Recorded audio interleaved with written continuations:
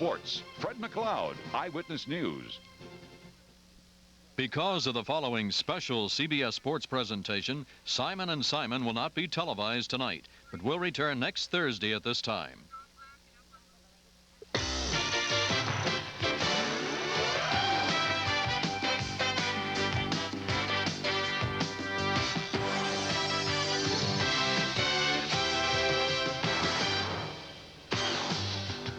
The Lakers and the Celtics in all those memorable wars. It was Jerry West's jump shot, John Havlicek's determination, Wilt Chamberlain in the middle against Bill Russell. But it was always Red Auerbach lighting his victory cigar. Now Magic Johnson and these Lakers are trying to change it against Larry Bird and these Celtics.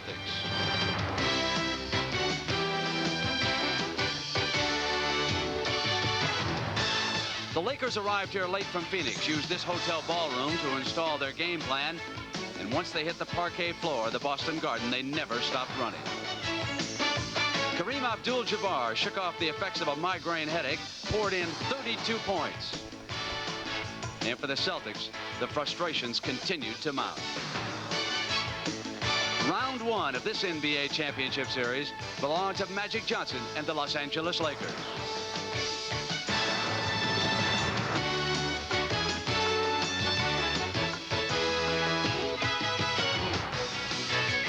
Continues to pound the Boston area, but it's dry inside. So welcome to the Boston Garden. It's the Celtics and the Lakers, game 2 of the championship series.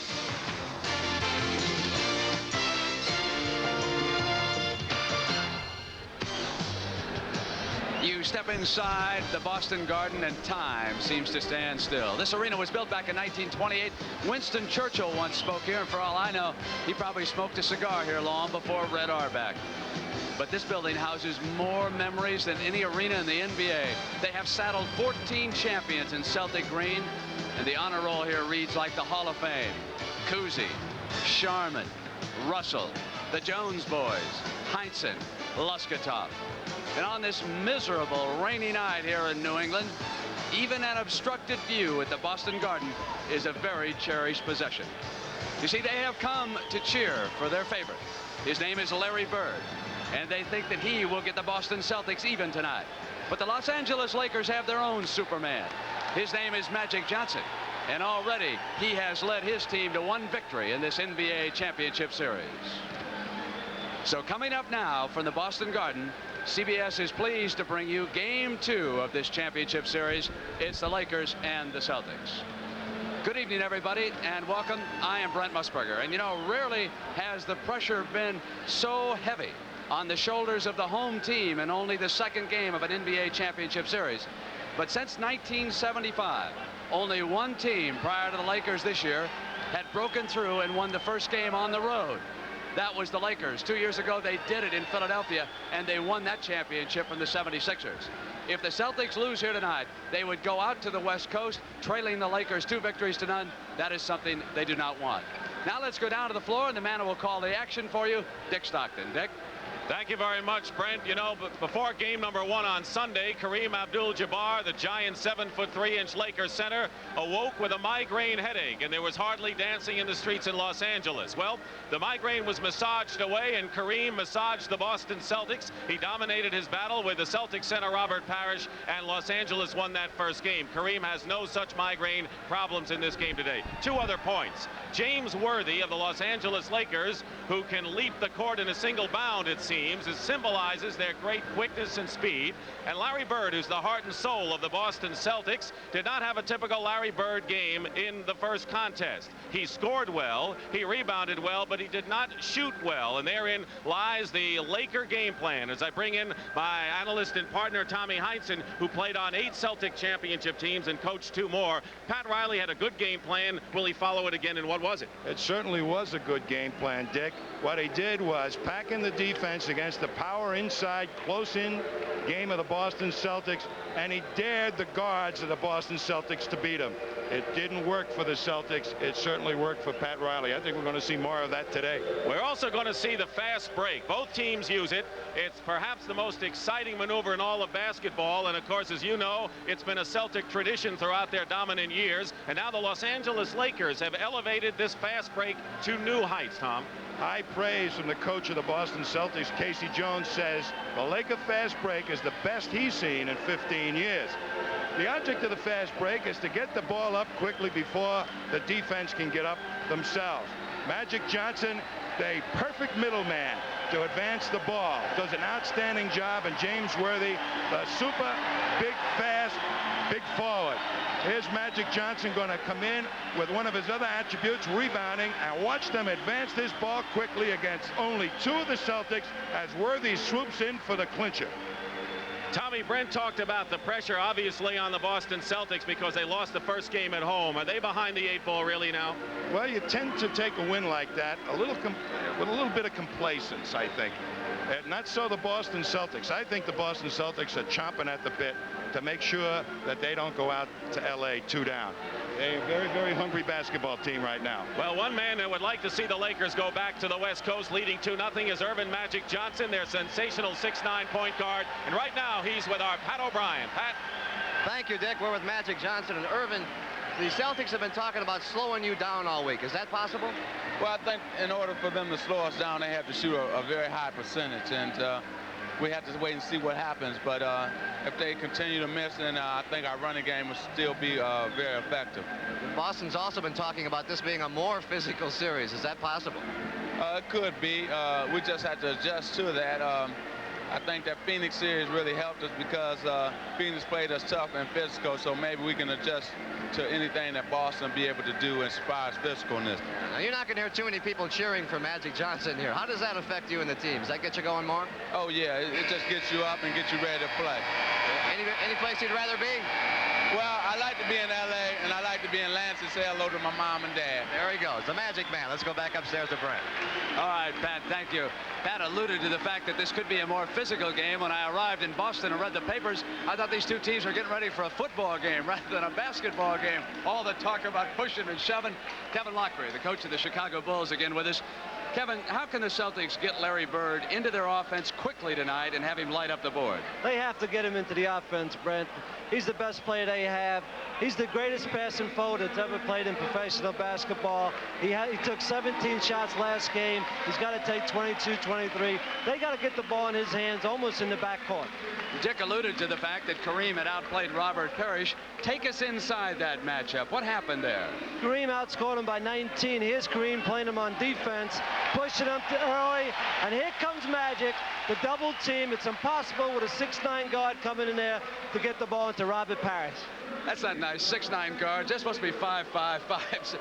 If we look beyond Larry Bird on the Celtics, Kevin, in your opinion, who is the most valuable Celtic? I believe it's Kevin McHale. Pat Riley, the Laker coach, said to McHale, we have nobody to guard Kevin McHale. He had 25 points the first game. We'll see an awful lot of them tonight. I got news, though. The Celtics may not have anybody to guard one James Worthy. You know, Tommy Heinsohn said that maybe the Lakers were a touch complacent. Maybe he's right. Kurt Rambis came to the arena tonight. He'd forgot his sneakers. Had to send somebody back over to the hotel room, but they're here in time, and we are ready now, and we are just about to bring you Game 2 of this NBA World Championship Series, the Lakers and the Celtics coming up. The NBA on CBS. Tonight's championship game is sponsored by Light Beer from Miller. Everything you always wanted in a beer and less.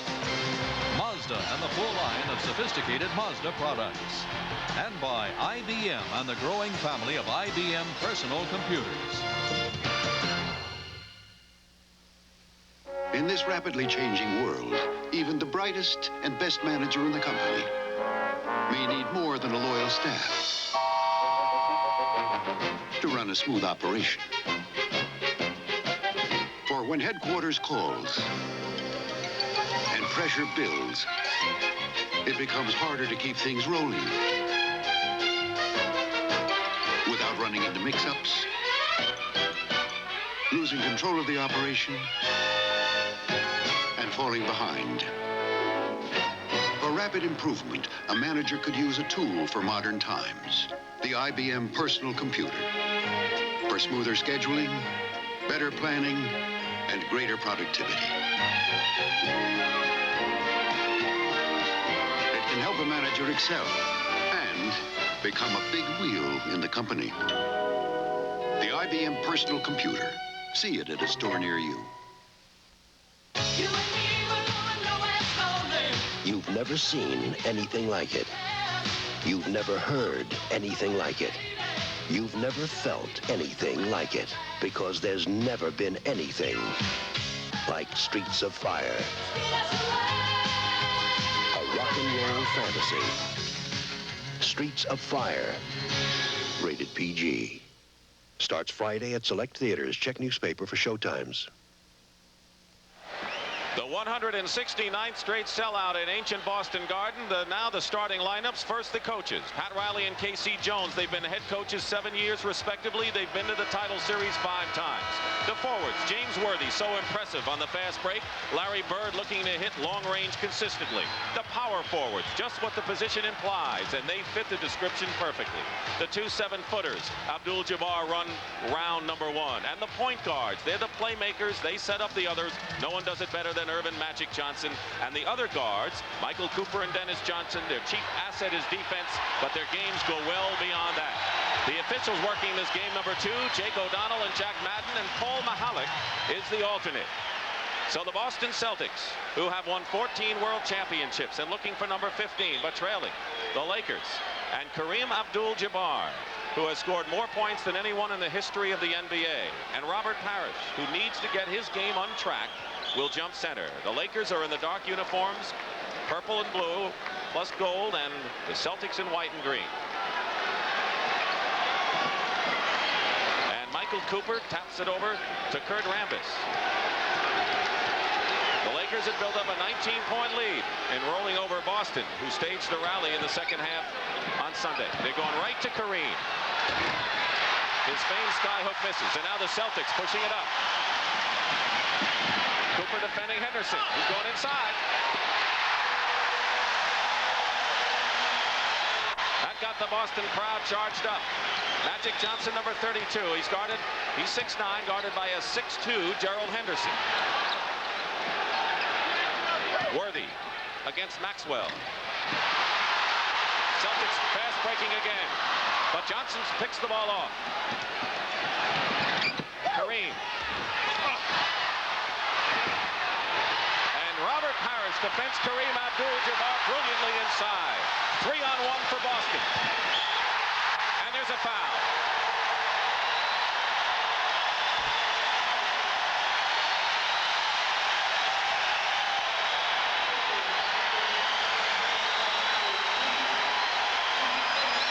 They could not have asked Tom Heinsohn for a better start if you're a Boston Celtic fan tonight. Well, we should talked a lot about the Laker fast break, but here the Celtics pushing it right back at the Lakers. Michael Cooper, number 21, guarded by Dennis Johnson.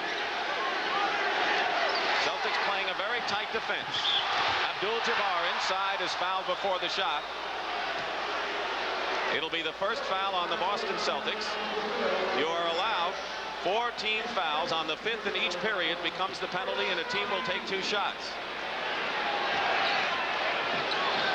Parrish has got a man-sized job just guarding Jabbar. He's not going to get too much help right now against him, or if it does, it develops late. Knocking the ball away was Robert Parrish, who has been a defensive gem so far in the first minute and a half of this opening period. Larry Bird. That's what Larry Bird didn't do so much in game number 1, despite his 24 points. 7-0 Boston. They've come out of the chute red hot. Here's Cooper. And the Lakers get on the board with nearly 2 minutes gone by in this first period. Bird again. He's a man possessed as Pat Riley looks on from the Los Angeles bench. They want to get it going quickly, these Celtics. Here's Magic Johnson. He hit 3 early ones that helped the LA Force in game number 1. Lakers normally like to control the pace of the game in the first 6 minutes, and here the Celtics are doing it.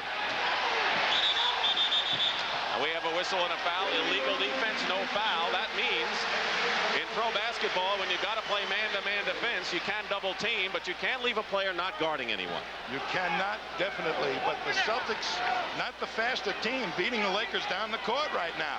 That's a warning. The second time an illegal defense is called, it is a technical foul. Kareem Abdul-Jabbar was caught in the middle. Here's Parrish.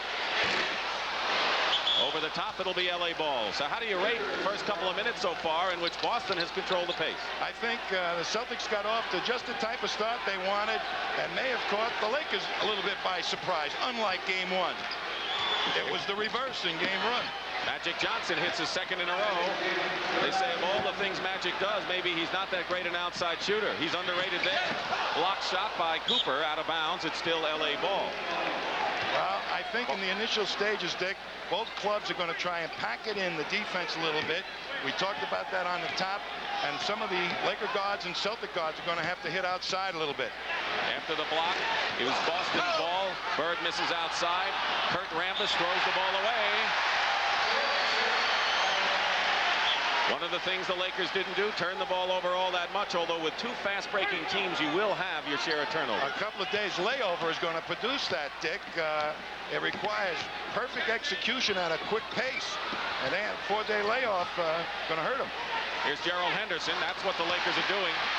They're the guards to shoot from outside. Maxwell on the offensive board goes up. That's the part of the game, Dick, that the Celtics are so good at. Second effort baskets, offensive rebounding, the likes of Maxwell, Parrish, Bird, and McHale that comes off the bench. So right now, Boston showing what they're made of. Foul was on Kurt Rambis. Maxwell hits the first free throw. One of the things that Cedric Maxwell does so well, and he is in his 7th year from North Carolina, Charlotte, is that he gets fouled a lot and goes to the line and gets that offensive rebound. When he's down in that low post close to the basket position, he makes something happen. He's got great moves, and he's expert at picking up fouls down there. He has 5 points, and the Celtics lead 11-6, 8:37 to go. A steal by Gerald Henderson, and he goes in for the layup. He just picked Magic Johnson's pocket. Not too many people do that.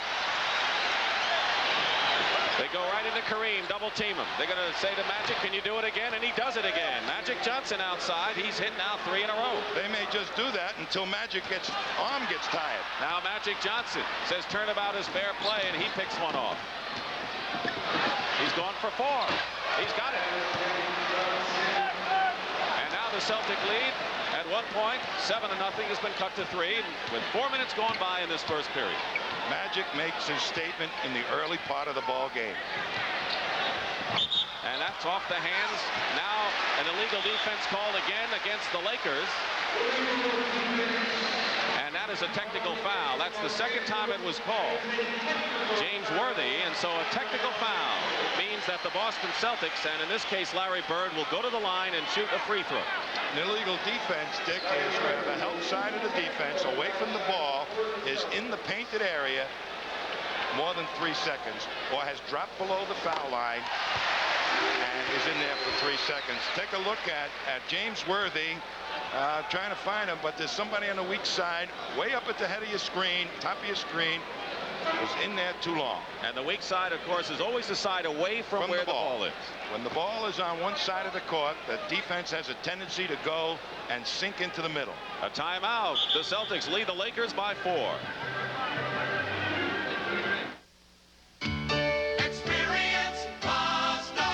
The first thing you notice about the Mazda RX-7 is its sleek, slippery styling. Then you notice amenities like contoured sports seats, a redesigned instrument cluster, and 5-speed overdrive. You also can't help but notice the Mazda RX-7's outstanding value. But perhaps most noticeable of all is just how you feel at times like these. The more you look, the more you like. The Mazda experience. This camping trip was a good idea. Yeah, it sure is relaxing. Peaceful. Groovy. Groovy? Kind of dark, though. Man, I'm getting thirsty. Yeah, let's have another light beer from Miller. Lights, let's filling. Taste free. Let's filling. Taste free. Let's filling. Taste free. What was that? The creature. What creature? Well, legend has it that a horrible thing stalked these woods. Oh, Mickey. And it comes out when the moon is full. What does this creature look like? It walks on 2 legs, but it isn't human. It's got big eyes that bulge out and... It's the creature!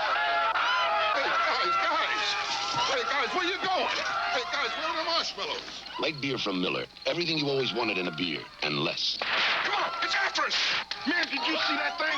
Sacre bleu. This weekend, the long and demanding Congressional course will test a top PGA field when they play the 17th Kemper Open, starting Saturday on CBS Sports. Tom, at the start of the series, Casey Jones, the Celtic coach, says that the man who will guard Magic Johnson will be the man that Magic Johnson guards, because you don't want to go chase him all over the court, and that falls on Gerald Henderson, who's 6'2" and gives up 7 inches, and a lot of people were critical of that move. Yes, but here it's going to pay some dividends, because the quickness of Henderson goes in to challenge Magic Johnson. That's going to be his job for the entire series, and here it's going to produce 2 points. I don't envy Gerald Henderson, though, trying to pick up Magic Johnson. Gerald Henderson, in his 5th year from Virginia Commonwealth, discovered in the minor leagues, has worked his way up, number 43 with the ball now, to the fact he was a starter all season at point guard for the Boston Celtics. Maxwell going in against Rambis, challenging Kurt Rambis, and there's no question, Tom, that the Celtics, with a lot of guns, have gone to Maxwell, who has 7 points so far. Well, that's another indication of that strong inside power game, the close into the basket game the Celtics are so good at. James Worthy guarded by Maxwell right now. Cooper puts a fake on Maxwell. Michael Cooper hits. So all of the Laker points have come from their guards right now. Magic Johnson has 8 and Cooper 4. 7 minutes and 10 seconds to go in the first period. 4-point lead for Boston. Magic Johnson knocks it away from Dennis Johnson, and Johnson fouls him. They were old nemesis when Dennis Johnson played out in Seattle and went against Magic all the time. 2 big guards going at it, and both have a lot of respect for one another. But that time, Johnson had the measure of Dennis. And he turned down the outside shot. The Lakers right now are taking the outside shot, proving to Casey Jones that they're willing to take it and can hit it. The Celtics are not willing to take the outside shot, it looks like. Here's Magic Johnson. Larry Bird the rebound. So on a missed shot, you get the long rebound and a 4-on-2 straight. That's blocked by Michael Cooper. Kareem now to Worthy. So the Celtics had the fast break opportunity, but Cooper made the defensive play. Abdul-Jabbar over Bird. Still has it. Pinball machine and a foul. Harris had got a hand on it, but Kareem Abdul-Jabbar shows why, if you have a good big man, you're in good shape. And he's been the best in the NBA for a long, long time on the boards, and particularly with that sky hook. That is the 2nd personal foul on Robert Parrish, the Celtics center, who fouled out in game 1, and so the Celtics all of a sudden have a problem, even though they're leading with 6:30 to play in the first. In every Olympic event, there are moments to hold forever, forever in steps. Feel the power of the pounding hearts, forever in steps. Yours is the magic to hold. Share the triumph, share the gold, forever in steps. Now I've entered all 24 events, Dad. Capture all the memories in this historic stamp collection at the post office. In the beginning, man's feet walked free, but the road to civilization was paved, so man developed shoes. Soon after that, man developed athlete's foot. Egad. Today, there's Mycotin. Mycotin cures athlete's foot. It's the only athlete's foot medicine you can buy with Myconazole, a patented ingredient recommended by specialists to cure athlete's foot. Mycotin, now also available in new spray liquid. Mycotin, the end of the road for athlete's foot. How to ride a Honda scooter. First, select shirt pant combo. We suggest this or this. Next, select appropriate shoes. We suggest 2. Then choose a scooter that best expresses your individuality. There are many sizes and colors. And always wear your helmet. Honda scooters. They're everything but ordinary. We're back live at Boston Garden. Dick Stockton and Tom Heinsohn with game number 2 of our best of 7 series. And the Boston Celtics came out like a house of fire, but their lead has been cut right now to 4 points. Well, they established their fast break, but the speed of the Lakers is starting to catch up. They are dynamite and getting back fast. The quick forwards that the Lakers have make it extremely difficult for any team to fast break against them. Kareem Abdul-Jabbar, who broke Wilt Chamberlain's scoring record this year, and also broke the all-time field goal record right here at Boston Garden. This is the first free throw. Kareem was pleased with the fans' reaction here. They gave him a long-standing ovation. He wrote a letter to the newspaper, and he said, "We'll see you in the spring," and how right he is. He is the inside or the set offense of the Lakers. They go to him 80% of the time when they can't get a fast break. He misses both free throws. He hasn't hit a field goal yet. 0 for 4 after hitting his first 6 shots on Sunday. 6:19 to go in the first period. Gerald Henderson. Parrish gets the rebound. Those that want to know where Robert Parrish is, he's made his presence felt so far, but he's playing with 2 personal fouls. 6 and you're out. Kareem trying to get 3 on Parrish, and maybe the foul situation had a factor on that play. And had him releasing Jabbar for an easy one. He doesn't want to pick up that third. 18 to 14, the Celtics in front. They have led all the way in this game. Larry Bird double team. Henderson tries to control it. It's still Boston ball. So the name of the game in this series is double team the big gun. Well, they've got to find the cutters, the Celtics, going to the basket, and they're not open. Dennis Johnson shooting outside, misses, and Maxwell saves nicely to Gerald Henderson, who feeds into Bird. It's still Boston ball.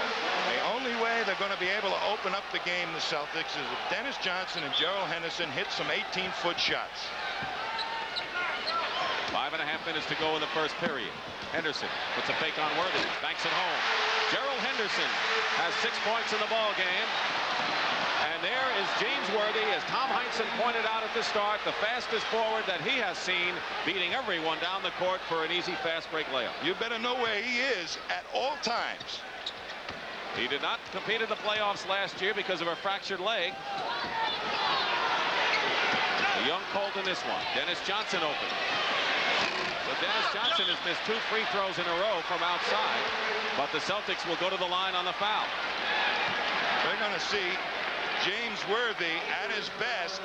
Here comes the score, but look at how quickly they inbound it. Cooper with his head up, and Worthy with the Jets on his shoes beats all the Celtics up the court. Back to live action, and Maxwell is fouled going in. The first foul was not in the act of shooting. This one is, and he'll go to the line. And coming in for the Celtics is Quinn Buckner, who is an 8-year guard from Indiana and a former defensive halfback on the football team at Indiana. He is a compact, strong defensive player. Kareem Abdul-Jabbar picks up his 2nd personal foul. So both centers, Parrish and Abdul-Jabbar, have 2 personal fouls, and Maxwell shooting. I think Buckner's in there, Dick, primarily to give Robert Parrish some help to get down there and double team Jabbar. He's probably the quickest and the best at it that the Celtics have. 14 fouls against the Lakers, 5 and you're into the penalty, which means 2 shots automatically. Under 5 minutes to go in the first period. Dick Stockton and Tom Heinsohn here at Boston Garden. Kareem double teamed by Maxwell and Parrish. Trapped nicely. Cooper forces it up. But there's Abdul-Jabbar. And there's a foul against the Celtics. Celtics made a big mistake that time, Dick. They had their big people taking off up the court before they were sure they had the rebound. That's a no-no. You don't fast break until you're sure you got possession of the ball. Bob McAdoo has come in for Los Angeles, and the hand for Kevin McHale. Kevin Lockery talked about McHale as Maxwell goes out having scored 9 points. McHale, the celebrated 6th man off the bench. Danny Ainge is coming in, and so Casey Jones, with this kind of a pace, going to his bench to a great degree early. The fans thought there was a traveling violation, but there is a foul called instead on Quinn Buckner, his 2nd in a row. What the Celtics are doing, Dick, is to harass Magic Johnson with their quicker guards, try to get up underneath them and take the ball away from him. That's a tough assignment.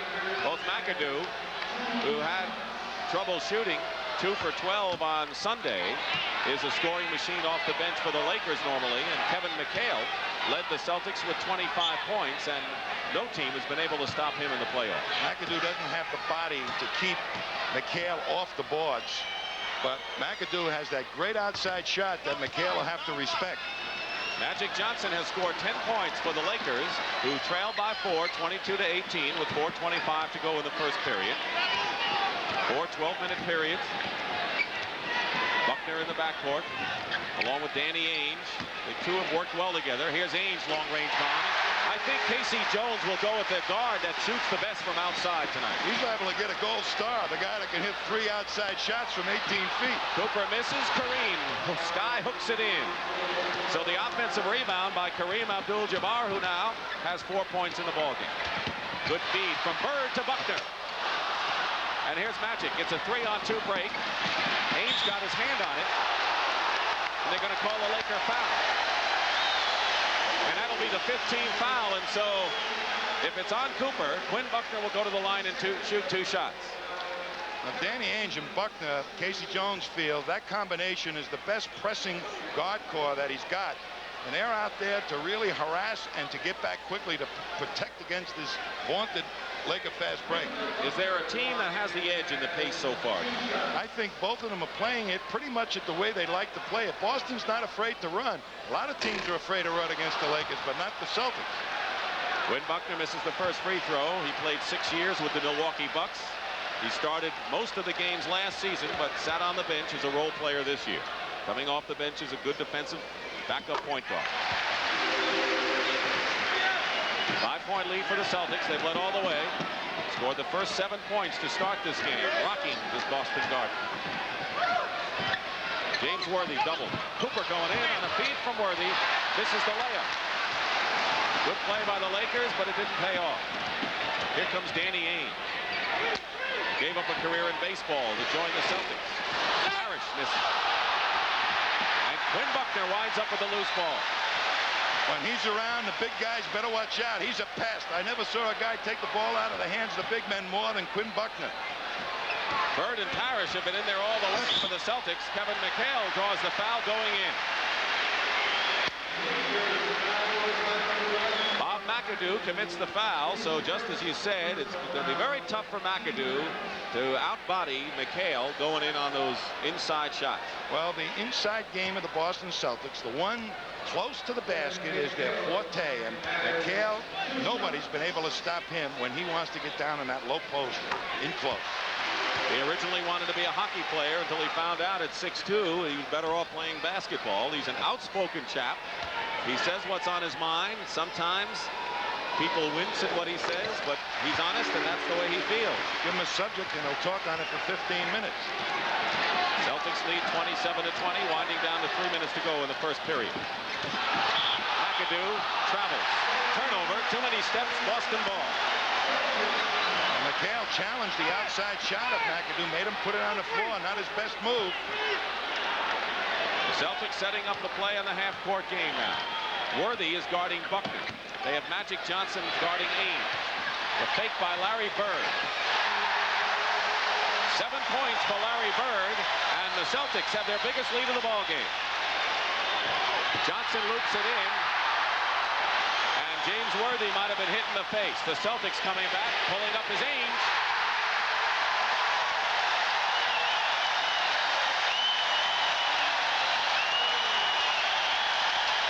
Pat Riley wants a timeout for the Lakers.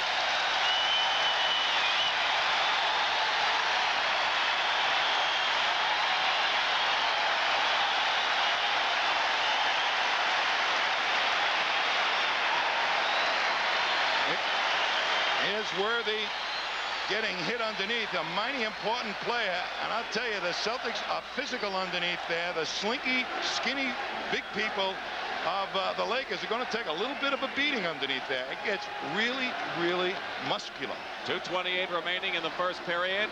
31-20. The lead is 11, and this is the Celtic basketball that they've known to play. What about the difference between the East and the West as far as the brand of basketball that are prevalent? Well, people say that the Eastern brand of basketball is more physical, more big bodies like the Rulins, the McHales, those type. And they don't have those big centers out there in the Western Division. Very physical guys that like to muscle in. So, and the coaching kind of tries to use that side of the sport, to use that physique to create contact and free people. So The West is primarily fast break basketball, more finesse. And as we look at Magic Johnson and Kareem Abdul-Jabbar, we want to remind you that coming up on Sunday will be Game 3 of this NBA World Championship Series. It will start at 3:30 as the scene shifts from Boston Garden to the Forum in Inglewood, California. The Celtics and Lakers, game number 3. The first team to win 4 games will capture the championship. And hope you join us Sunday at 3:30 Eastern Time as this drama continues. Now, Danny Ainge, Dick, has come off the bench and provided that 18-foot shot on 2 occasions. He may just be the guy that gets the gold star after this ball game. 2 more, and I'm sure Casey's going to think about it. There's Larry Bird, who ranked in the top 10 in just about every offensive category from French Lick, Indiana. Danny Ainge, who played his college ball at Brigham Young. He was a second baseman hopeful with the Toronto Blue Jays before he said, nope, I think I want to play basketball and I want to play with the Celtics. He's made a pretty significant contribution since he's been with the ball club, Dick. And he's been in a few scraps. Yeah, he's a tough kid. He'll go in and he'll take nothing, back down from nobody. The rookie Byron Scott, number 4, who was the first guard chosen in the draft last year, is into the ball game. Here's Bob McAdoo. This is the short shot from the baseline. The Lakers are back on defense, and here's Ainge again.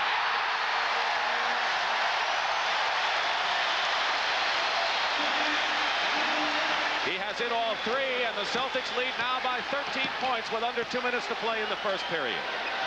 Abdul-Jabbar with a perfect feed inside to Magic Johnson. That's why he's such a great center, because he's able to make those real good passes inside.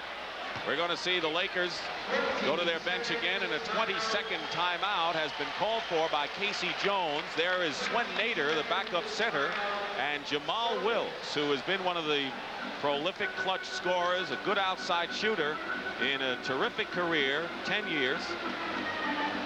He has had a virus ailment which has slowed him. So Jamal Wilkes will be coming in along with Swen Nader, who played in the shadow of the great Bill Walton at UCLA and has been a veteran backup in his 11th year. And a very good backup at that. He's done some significant things as a starter, rebounding, leading clubs in the league in rebounding, and also a very, very fine scorer. Swen Nader into the ball game, and so Nader not able to report in yet because of the 22nd timeout. Nader and Wilkes ready to come in. Each team is allowed 1 22nd timeout. Usually it's because of an injury. And now the Lakers are hit with an illegal defense call again. Pat Riley is off the bench. Normally cool and collected. Pat is a little upset right now. And that's the 3rd violation. And another technical foul is called, and Larry Bird will go to the line. Well, the Celtics are setting up their offense to make that illegal defense very, very obvious to the officials. You cannot, if you are on the opposite side from the ball, go into the lane. And they have 1 foot in there, and they're trying to play pity-pat, pick it up, and avoid the 3 count, but they're getting caught on it. 3 seconds, that's the magic time limit. Kareem Abdul-Jabbar goes out of the ball game. Worthy is on the bench. Kareem has scored 4. Worthy has scored 2. And so in an effort to shake things up, Pat Riley now in essence has his 2nd team out there with the exception of Magic Johnson, who's been the only one really shooting well for the Lakers. Well, Robert Parrish with 2 fouls might be a good chance to get him out of the game.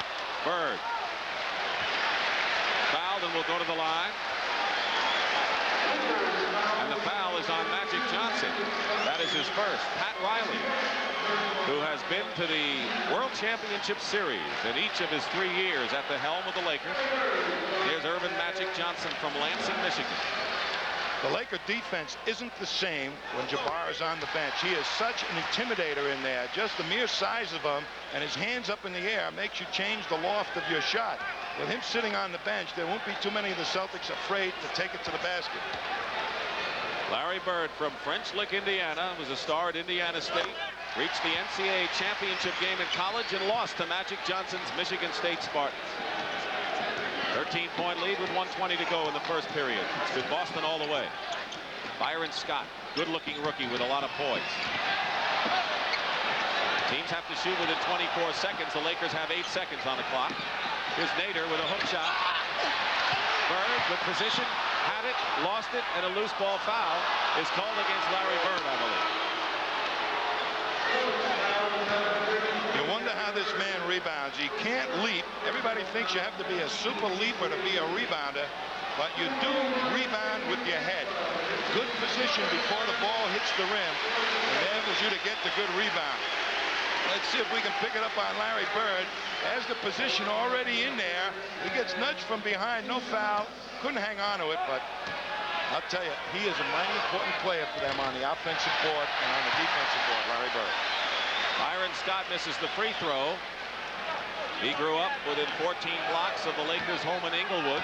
Was acquired in a trade from San Diego when Norm Nixon, very popular guard, was traded to San Diego. But Scott misses the free throws. Parrish went out of the ball game. He has 2 fouls, and so Kevin McHale is playing the center position. Maxwell is back in, number 31 for Boston. Under a minute to go, first period, Celtics by 13. Bird misses, and Bob McAdoo tears down the rebound. Here's Johnson. And Johnson all the way. Magic Johnson with 14 first period points. And they're going to call Scott with a foul on Buckner at the other end as the pace is end to end. This is the kind of action we expect throughout the series. It comes up, Magic up the court,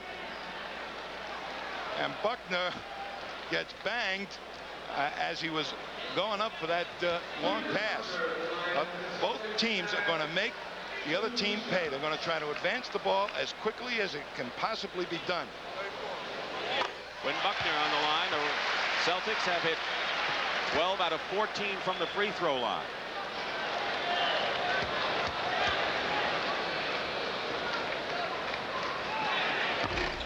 One out of 2.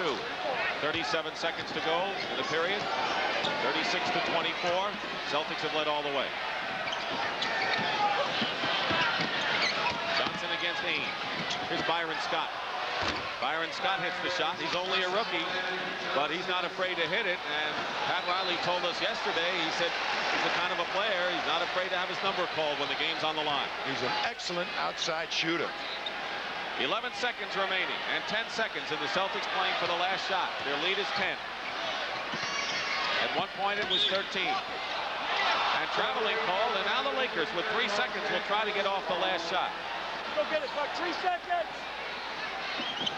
Byron Scott travels, and no time goes off the clock. So now the Celtics, with 3 seconds to go, will try to set something up. He took too many steps down the sideline and trying to make that pass. You only can have 1 step. McHale, double team. And the buzzer sounds, ending the first period in which the Celtics have led all the way. And after 1 period, it's the Boston Celtics who trail 1-0 in games, 36. Los Angeles Lakers, 26. And we'll return to the Boston Garden in Boston, Massachusetts, after this word from your local station. This is CBS. I gotta go practice, Gloria. Hold my crush?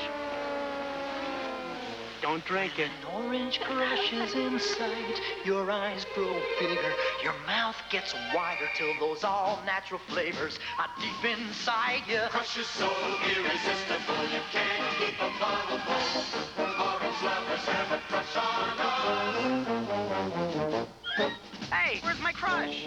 It had a taste to beat the band. Orange lovers have a crush on us. Dawn at the dawn of a new day. Shining strong. Follow the trail where it's leading you and discover a place you belong. In Ontario. See Ontario. 'Cause it's yours to discover and you're gonna love it in Ontario.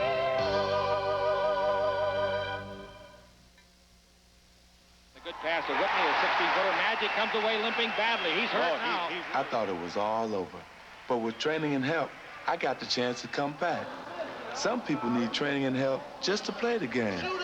I volunteered to coach Special Olympics and give them the kind of help they need. Good But Special Olympics needs more coaches. Beautiful. They can't do it with just magic. It takes you, too. Furnished as a public service by the National Basketball Association.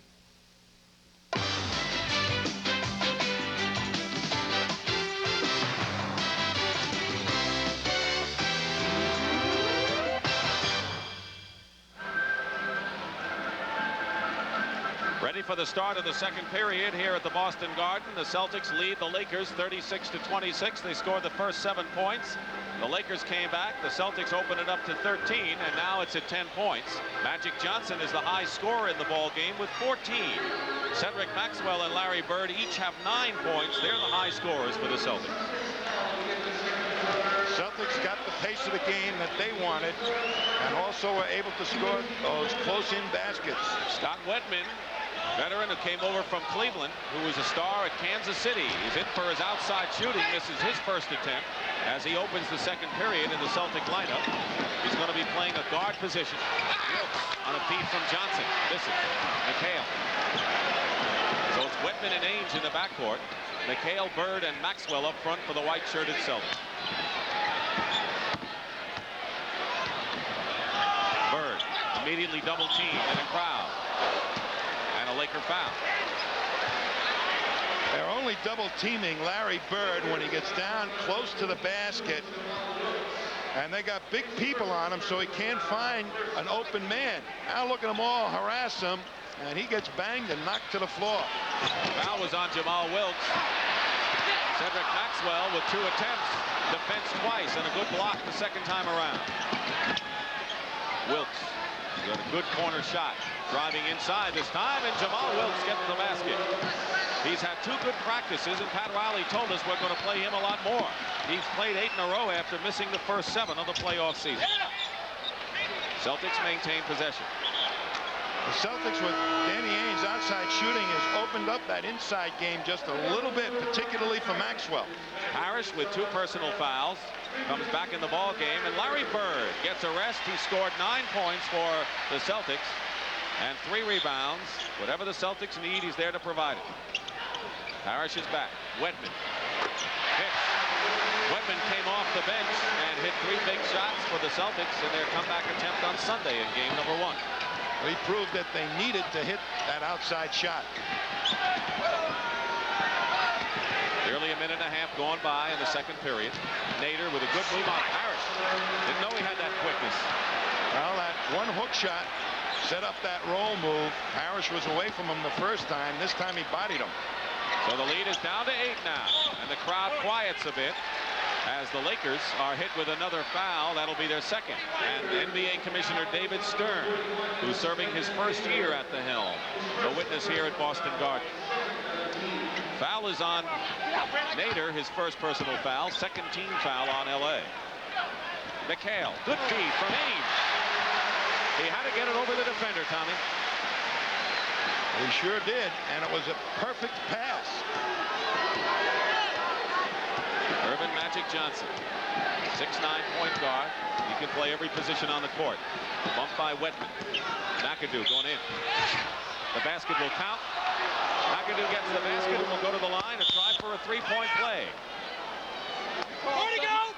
32! And the foul is on Kevin McHale, his first. And so now the lead is cut to 8. Chance for 7 when we come back after this timeout.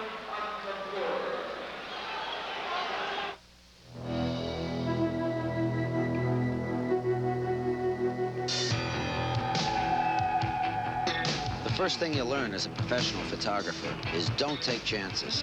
It's just not worth it. I'm talking about the paper we have our pictures printed on. Kodak paper. The overwhelming choice of professional photographers. We ask for it for our personal pictures, too. Insist on Kodak paper. Wherever you see this sign, don't take chances. Daytona, 1982. Honda sweeps the Superbike race and wins the Supercross. 1983, Honda sweeps both races. 1984, Honda sweeps the Superbike race and dominates the Supercross. What kind of technology does it take to own Daytona year after year? Find out for yourself at your Honda dealer.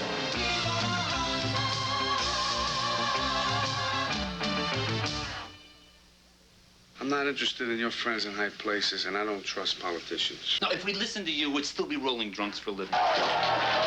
They dreamed it all. I swear, Noodles, you and me together, we can make it come true. They did it all. There they are, the 4 horsemen of the apocalypse. And it all came back to haunt them. Robert De Niro, Once Upon a Time in America, rated R. Starts Friday, June 1st. Check newspapers for a theater near you. Tom, the Lakers have cut 8 points off a Celtic lead, which was at 13. What should Boston do at this point? I think they need a little substitution, perhaps in the backcourt. But they're going with the same guys. There's the inside game. Kevin McHale, that is oh so important right now. The outside shooting of Ainge and Wedman has helped set up what is normally the big part of what the Celtics like to do, scoring close. Danny Ainge with 6 points. There's Dennis Johnson, who's been on the bench. He has not scored in the ball game. Dennis Johnson has been a big play man for the Celtics in the playoffs. McAdoo missed the free throw and a chance for a 3-point play, so the lead remains 8, 40-32. We have 9 minutes and 50 seconds to go in the second period. McHale tripled for the moment. Pesky defense by Byron Scott. Still Boston ball. Arnold Red Auerbach, and at halftime you will see a very fine profile on the Celtics president and general manager at the half. McHale blocked from behind by McAdoo, and there's Scott Wedman from the corner. Celtics had several opportunities, and now the Lakers can cut the Celtic lead to 6. And traveling is called on Magic Johnson. That's the 8th turnover of the ball game by the Lakers. Pressure in the backcourt. Celtics have their 2 best outside shooters in there now at the guard position, Wedman and Danny Ainge.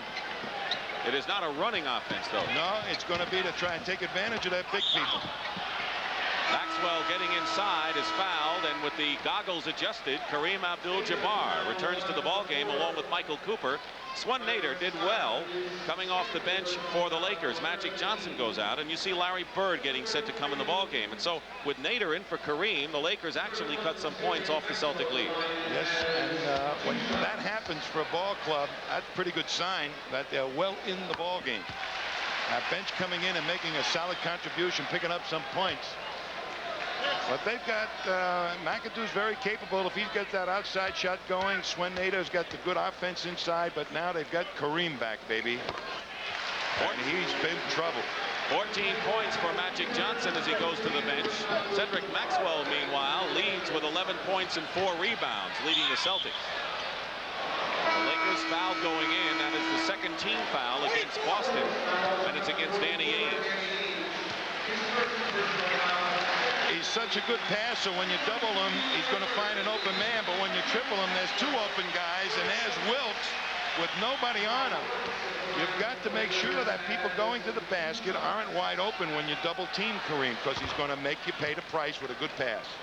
Jamal Wilkes, who was a World Championship team as a rookie in '75 with the Golden State Warriors, and then of course with the Lakers 2 years ago, made 1 out of 2.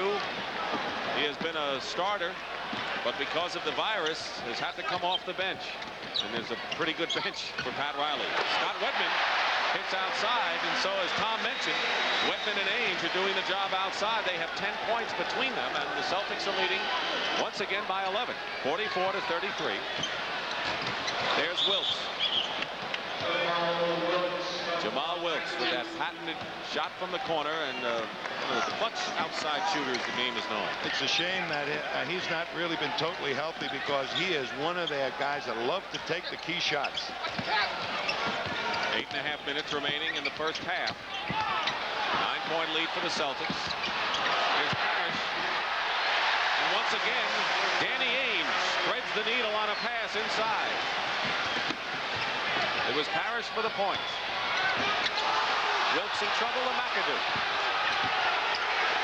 Plenty of time on the 24-second shot clock, but Kareem said, I'll gladly take a 20-footer. Well, that's some of the L.A. outside shooting. Kareem Abdul-Jabbar, that's pretty good. Inside, offensive foul called against Kevin McHale. Too much of the elbow. Just threading your way through a double team is awfully difficult.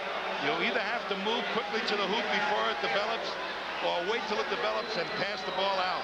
2 personal fouls on McHale. 7 minutes and 52 seconds to go in the first half. Celtics scored the first 7 points of the game. They've led all the way. Cooper is short.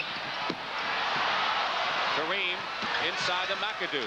Now the Celtics once again taken off before they were sure they had possession of the ball. Ends up an easy one for the Lakers. Here's Ainge coming right back.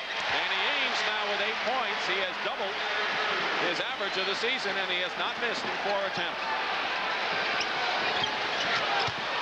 Scott gets free inside.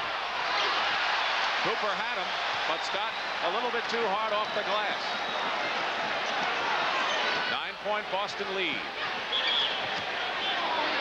And a timeout called by Casey Jones. It's been all Boston Celtics. They lost the first game of the series on their home court. They can't dream of going to L.A. down 2-0, but we have a long way to go in this one. 7:12 to go in the second. A Hall of Fame story brought to you by Honda. He spent hours jumping rope to develop coordination.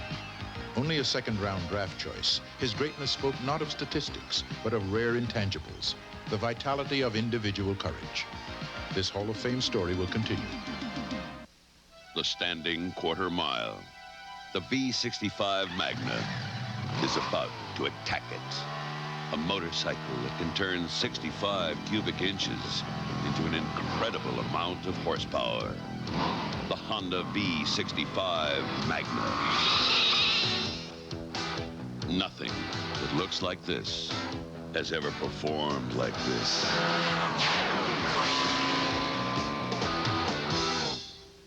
In the final 1970 championship game, a virtually crippled Willis Reed led the undermanned Knicks to victory over the Lakers, a tribute to the heroic tradition of sports. Saturday, Airwolves Jan Michael Vincent. Don't mess with me, punk. Art Carney, Teresa Saldana. When your back's against the wall, there's only one way out. Defiance. The 2 7-footers battling inside. Parrish has been having a tough time in all these series, and here's the reason why. He can't get where he wants to get. Kareem Abdul-Jabbar, not noted for his muscle, but a good pass saves it, and Parrish scores inside. Here's Robert Parrish, who is called the Chief because of his wooden, solemn look. But off the court, he is a laughing, smiling guy, and his hobby is watching horror films of all things. He's got more horror movies. I think he's got The Bride of Frankenstein, The Husband of Frankenstein, whatever. Jerry Buss, the owner of the Lakers, and John Robinson, the head coach of the Los Angeles Rams. One of many Los Angelinos who have made the trip east for this series, which will resume Sunday, Game 3 from the Forum in Los Angeles at 3:30 Eastern Time. 9 seconds on the shot clock. Cross-court pass. McHale is fouled inside. Danny Ainge, who has 3 assists and is 4 for 4 from the field, has made a definite contribution off the bench for Boston. He's been the 4th guard for the Celtics most of the season, and a lot of people claim he's inconsistent, but he's being played inconsistent.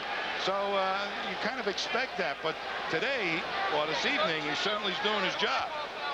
There's Danny Ainge, who was at Brigham Young, who's awfully scrappy. A lot of his play under the microscope when he's come here has been under pressure. Foul was on Jamal Wilkes, his second. Kevin McHale on the line.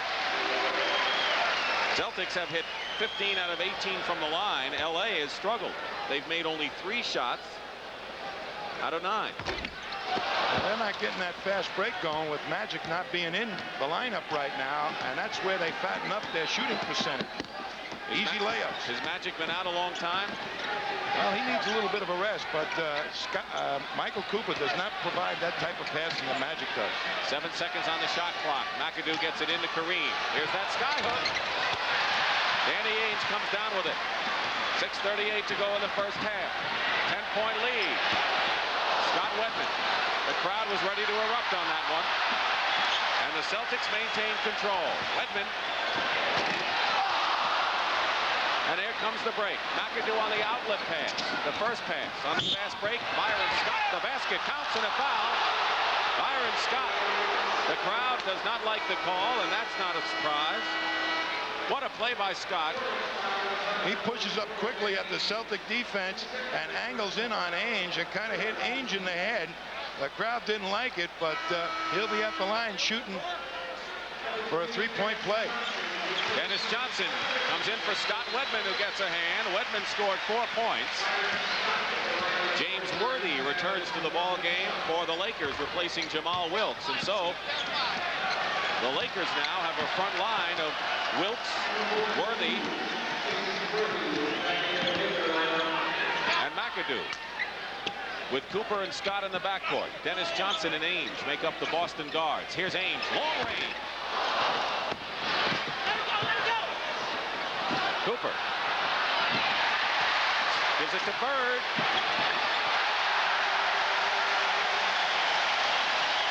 Cooper tried to save it, but he fired it to Larry Bird. And it's a 9-point Boston lead at 51-42 with 5:44 to go in the first half. McAdoo close in. He's dangerous from there. Well, he keeps finding the right man every single time, Jabbar. Every time he's double teamed, they're getting a good shot out of it, the Lakers. Ainge is wide open. On the other side, McHale draws the foul. Maxwell and McHale have drawn the foul. It's on Bob McAdoo, and for McAdoo, that is his second personal foul. So Earvin Magic Johnson has had his rest. He comes back in the ball game. He went out leading everyone with 14 points, and he still has 14. Byron Scott gets a breather. And Kurt Rambis is back. He's had a hyperextended elbow, and that's why he has all that contraption on that left arm. McAdoo also goes out. McAdoo goes out. He scored 6 points and 5 rebounds. So he's played better today than he did in game 1.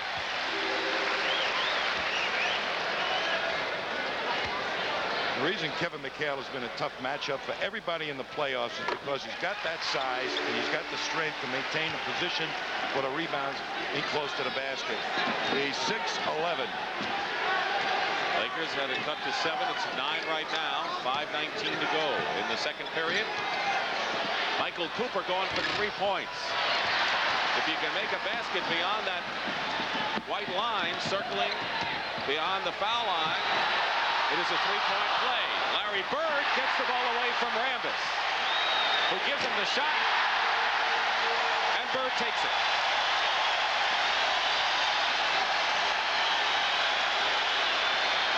Celtics' biggest lead was 13. They're up by 11. Johnson. Kurt Rambis. Well, the Lakers have had several great opportunities inside for layups, and they haven't converted them. And here's Dennis Johnson. And Pat Riley wants a timeout.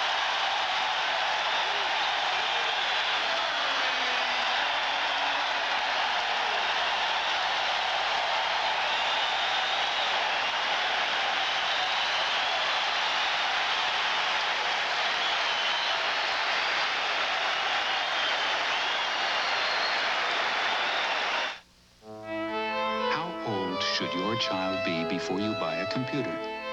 High school, when he's planning a career? Elementary school, when she can either fall behind or leap ahead?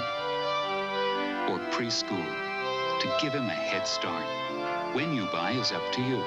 But Commodore makes the decision easier than any other computer. Because it's a 64, it's very powerful. Because it's Commodore, it's I just got a sporty truck priced like some base trucks, the Mazda V2000 SE5. Look, it comes standard with a 5-speed overdrive, steel-belted radials and spoker wheels, sporty stripes, a step bumper, even dual sport mirrors. Pretty sporty for just $59.95. Sakes alive, sakes alive, sakes alive. Only Mazda's got a sporty truck for just $59.95. Sakes alive. When I started delivering beer back in 1893, the supermarket was a blacksmith shop. Well, those days are gone. But maybe not entirely. You see this? Today's Milwaukee's best. It's got a smooth, old-time taste, old-time quality, and a real fair, old-time price. Milwaukee's best. It's just the kind of deal that his great-great-granddaddy would have loved. Introducing Milwaukee's best. Old-time quality at an old-time price. The Boston Celtics have run off 6 straight points, and right now, to find out what's coming up at the half, let's go to Brent Musburger. Brent? Dick, we're writing a new chapter, of course, in these great games between the Celtics and the Lakers. But I thought I'd like to take you back tonight at the half and talk to a man who started it out. The great Bob Cousy will be along. He, of course, played on 6 championships here in Boston. And also, we will have a look at the godfather of the NBA. That is Red Auerbach. And Kevin Lockery will be with me. He'll analyze what's gone on here in the first half. Time for action now. Let's go back to Dick and Tommy. Thank you very much, Brent. It'll be Lakers ball with 4:22 to go in the first half. The Celtics, with 6 points in a row, have matched their biggest lead of the game, 13. Worthy loses it to Dennis Johnson. Magic is back on defense, and Johnson loses the ball, turns it over. You know, people call him Magic Johnson without knowing exactly why it was Magic, but it was actually his coach in high school that pinned it on him, and it stuck. And that so often happens with players when they're youngsters. A lot of people thought he had a wand. He did such magical things. He does now. 7 on the shot clock. Kareem. Worthy gets the offensive rebound and gets the points. James Worthy, whose last postseason play was 2 years ago when he was the MVP as North Carolina won the national championship, beating Georgetown. LA felt that if he had been with them last season, they would have beaten the Sixers. He was with them until the playoffs when he had the broken leg. 3:35 to go in the period. Magic.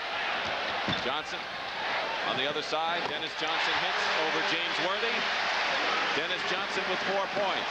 Bird with 13 leads Boston. Magic Johnson with 14 leads the Lakers. Here's Kareem having a little trouble with the skyhook tonight. Dennis Johnson.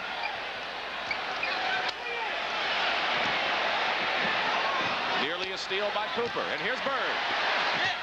Blocked by Kareem Abdul-Jabbar. He had all ball on Larry Bird going up, and on the 3-on-2 break, defense on the other end by Dennis Johnson. Dennis Johnson stopped the Laker break inside. 2 terrific defensive gems under the basket at both sides. But Worthy muscles his way in.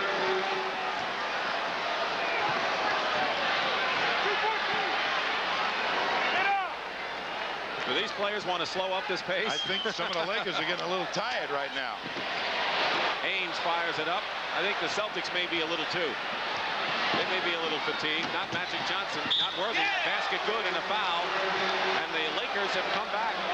They've cut the Celtic lead to 9, and one of the big reasons is that man, number 42, James Worthy. You're probably more right than I was on who's getting tired, because here comes the Lakers. And not too many of the white shirts back there. They put the heat on the defense of the Celtics with the super fast forward, James Worthy. James Worthy, who made it happen in game number 1. Ainge goes to the bench. Ainge has scored 8 points in the ball game. Worthy has the 3-point play. According to Pat Riley, has the quickest feet he has seen a forward have. Winding down now to nearly 2 minutes remaining in the first half. Bird tries to get it to Henderson, but it's Magic Johnson who tips it away. Being chased by Gerald. Gerald Henderson. And now Jamal Wilkes hits from the corner, and the Lakers are on a run. Every time they double-team Larry Bird, they're anticipating a pass into the lane, and they're playing it for it, and they're stealing it. Jamal Wilkes may have a shot back, and maybe Robert Parrish too, as the Lakers ran off 7 straight points before that jumper by Parrish. 61-53 with 1:38 remaining in the first half. Dick Stockton and Tom Heinsohn with all the action and plenty of it from Boston Garden. Worthy trapped, and now the Celtics are hit with an illegal defense call from Jake O'Donnell. That's the first one against Boston.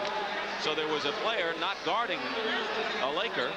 The second time it'll be a technical in Casey Jones, who never really gets upset at anything. Henderson blocks the pass by Magic Johnson into the hands of Bird and the Celtics. And now Dennis Johnson throws it away. Henderson threw it right into the hands of Wilkes with 1:15 to play. In the hand, Wilkes from Cooper. And the Lakers are burning the Celtics on the fast break and have cut the lead to 6. This is the portion of the game, Dick, where the fast break starts to pay some dividends. The big people of both clubs start to break down. They get a little tired and want to hustle back on the defense. McHale, he misses. And Wilkes, who has scored 9 points off the bench and is a rejuvenated performer for the Lakers in this game. And Pat Riley, with 48 seconds to play, calls the 22nd timeout allotted him.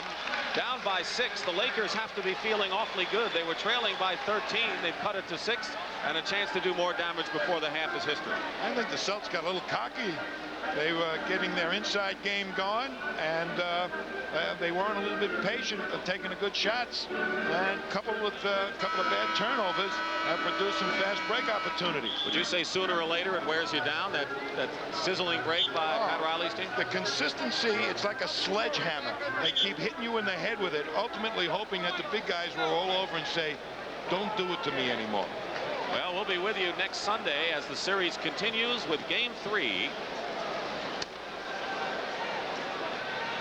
From the Forum in Inglewood, 3:30 Eastern on Sunday for Game 3 between the Celtics and Lakers. The next 2 games are in Los Angeles. And, of course, all of the NBA Championship Series will be seen live right here on CBS. 8 seconds on the shot clock. Wilkes, he's hot. And Wilkes has 11 points off the bench. Boy, what a bonus that is for the Lakers if Jamal Wilkes all of a sudden regains the shooting eye. He's hit his last 5. And he's Magic Johnson's favorite target when he's in there. Celtic lead at 1x13 has been cut to 4. And is concerned on the Boston side. And Kareem knocks it into the hands of Cooper. And here's Worthy. And the Lakers have come all the way back to within 2. And the Celtics are stunned. They're like a fighter that's been knocked down. The buzzer sounds. The Los Angeles Lakers, with a 13-2 run, winding up this first half, have given the Boston Celtics something to think about. It's 61-59 at the half. Boston's lead is down to 2. We'll be back with Brent and the gang coming up. Want to clear out a room full of guys in a hurry? Try this. The Shadow from Honda. People want to listen to it. People want to look at it. And everybody wants to ride it. The Shadow from Honda. Now you know who's in charge. The elements will come to test your spray paint outside where metal meets great protection. When you choose an ordinary spray paint based on price, you pay the price. When you choose Rust-Oleum spray paint, you choose a paint that fights fading and rust longer than ordinary spray paint. So when the elements come, be ready. When others fail, Rust-Oleum won't. The worst thing a vaulter can do is lose his nerve. Because if you don't have the guts to keep going back, you're defeated. 7-Eleven is a major sponsor of the 1984 U.S. Olympic team, giving great athletes like Billy Olson the freedom to become the best. I just keep one thought in my head. Go over that bar higher than anyone has ever done it before. 7-Eleven. The dream begins with freedom. There we were in no man's land, when the moving truck died in the sun and the sand. So since it seemed we'd be a while, we set up house and we waited in style. And we waited, and we waited, and we waited. Now I know Ryder and some newer. They're tougher, they're strong, and driving a bargain sure didn't pay. So next time I'll think this way, it's Ryder or it's wrong. We are back in the Boston Garden, known around the NBA as the home of champions, and 14 of their great championship banners still hang from the rafters here. And of course, long before folks were talking about Larry Bird and Magic Johnson, they were talking about this man right here in the city, number 14, Bob Cousy. Led Holy Cross to an NCAA championship, and then he led the Boston Celtics to 6 world titles behind the back. Big Bill Russell never had such an easy layup as that one right there. fed to him by the man who is with me now, Bob Cousy. And Bob, so nice to have you with us here. I know you stay very active and close broadcasting the Celtic games during the season. What about this particular game? I thought the Celtics had it in hand, and then it started to slide away. Absolutely. It's a series that's going to be dominated by really intensity and defense, Brent. I think this is where the Celts got into trouble on Sunday. L.A. came in and listened to all that rhetoric about, you know, they're tired, jet lag. They played Friday night, and it gave them an additional challenge, and they were even higher for the game than they normally were. And I think the Celts believed all that jazz, and it was just enough of a downer where the combination produced a win. But it's, you know, whatever happened during the year, or technical things don't play a role. It's really intensity that's going to dominate. Bob, people always ask me, and let me ask you, could the Celtic teams have fared well today against the current NBA groups? Well, assuming that those were still hopefully the best teams put together, you know, it's like saying, can the old superstar compete today? Yes, in individual terms, they certainly can. I think the key would be that we or the individual would not dominate the way we did in those days. I mean, I was around for 6 championships, but God, you know, they won 11 out of 13. That's incredible domination in a highly competitive area. So they wouldn't do that, but they'd certainly be competitive. What's the biggest change in today's game from when you started? Salaries. Salaries. You noticed that, huh? Bob, it's always a pleasure to have you with us, and I know the man that signed you to the first contract, known far and wide as the godfather of this league, and that's Red Auerbach, and Pat O'Brien takes a special look at him. So let's go down to Pat now. Thank you, Brent. You know, listening to you guys talk about the tradition here and standing down here on the parquet floor and looking around at the fans, I can tell that the fans are not only loyal but appreciative. And one of the people they are constantly saying thank you to is the man responsible for all this, indeed, one of the founders of professional sports. The founding fathers in baseball, Connie Mack. Football, George Halas, Papa Bear. And Arnold Jacob Auerbach, in basketball known as Red. At age 66, Red is still in the game. Get him off him or give him a saddle. Today, Red is known as the legend, and it's no wonder. He saw the very first tip-off in the NBA, created a dynasty with the Boston Celtics as coach, general manager, and president, 14 world championships. Not bad for a kid who once thought his best quality in basketball was hustling on defense. Well, he hustled his way through the ranks, a starter in college. Then, since there was no NBA, a high school teacher, waiting in the wings until the 40s when the NBA was formed. Molded in the early days by one Red Auerbach. I believe in the fast break concept. You know, you get the outlet pass, hit the lanes, go. And I believed that the crowds would come to see that type of basketball. They wanted action. I felt the people wanted action. Hey, how about carry the ball, Mendy, one time, huh? And action he gave them. He was a pioneer in ref baiting, and he looked at his nearly $20,000 in fines as an investment in winning. I was the first one to get thrown out of a game deliberately. Like, we'd be 15 behind, and nothing I did changed it. So I get thrown out. At least 80% of the times or more, we'd win those games. I never deluded myself into thinking that my boys would win it for dear old Red. They just wanted to show they could win it without me. But they usually won together, and oh, did they win. Red, the players, and something called Celtic pride. And the buzzer goes off, it's all over.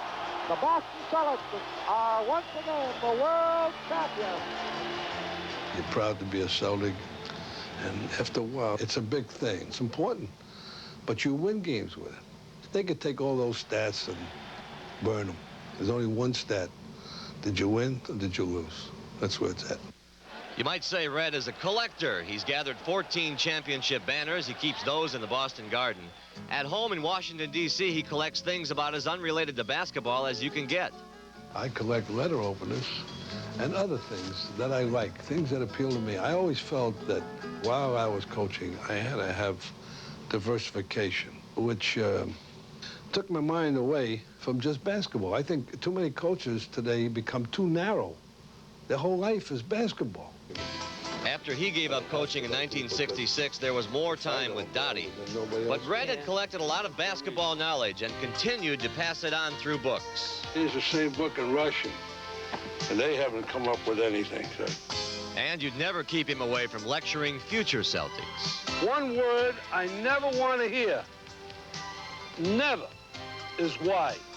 And as the club's president and general manager, earlier this year, his competitive spirit put him on the floor again to solve an argument.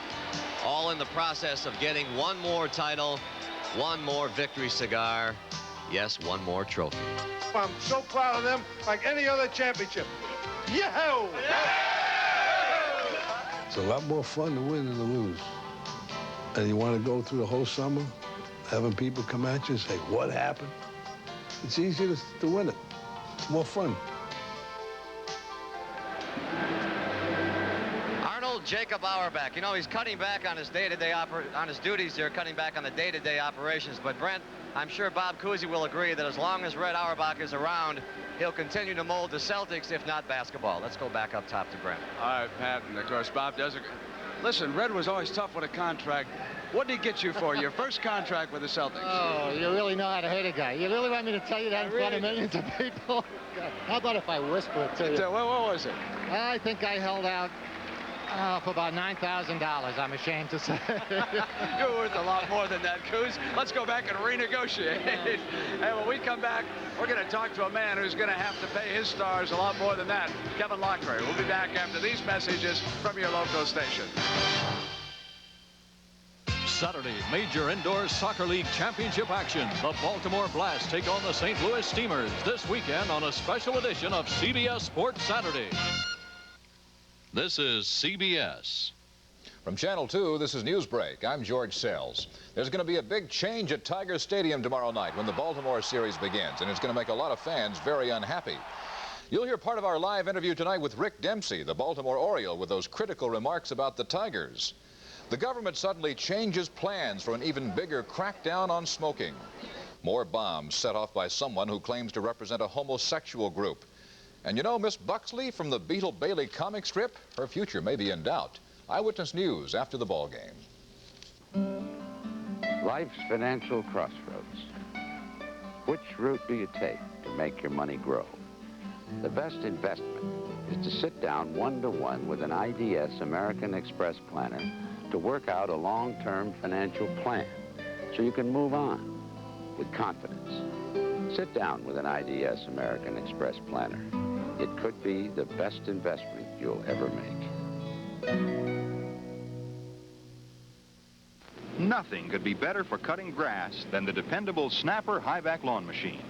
Come fall, the High-Vac does a job on leaves, and the Snapper Rider won't hibernate for winter either, thanks to a front-mounted two-stage snow thrower. Come spring, the Thatcherizer means a beautiful, revitalized lawn without lifting a rake. Snapper. Discover the difference. Receive a rear bag catcher free when you purchase a Snapper Rider from Billings Feed Store, Royal Oak, Berlier & Sons, Fraser, Rochester Lawn Equipment, Rochester. I want to fly out to Hawaii, visit far-off lands. I want to climb a mountaintop, walk on distant sand. American Airlines has the places you want to go at prices that'll make you want to go now. From the sunrise in the east to the sunset in the west, we're American Airlines, doing what we do best. For the sake of all of us who work with Tom Selleck, a true blue Tiger fan, go get 'em, Tigers. Please. Ted Turner with me, Saturday at 6:30 on Channel 2.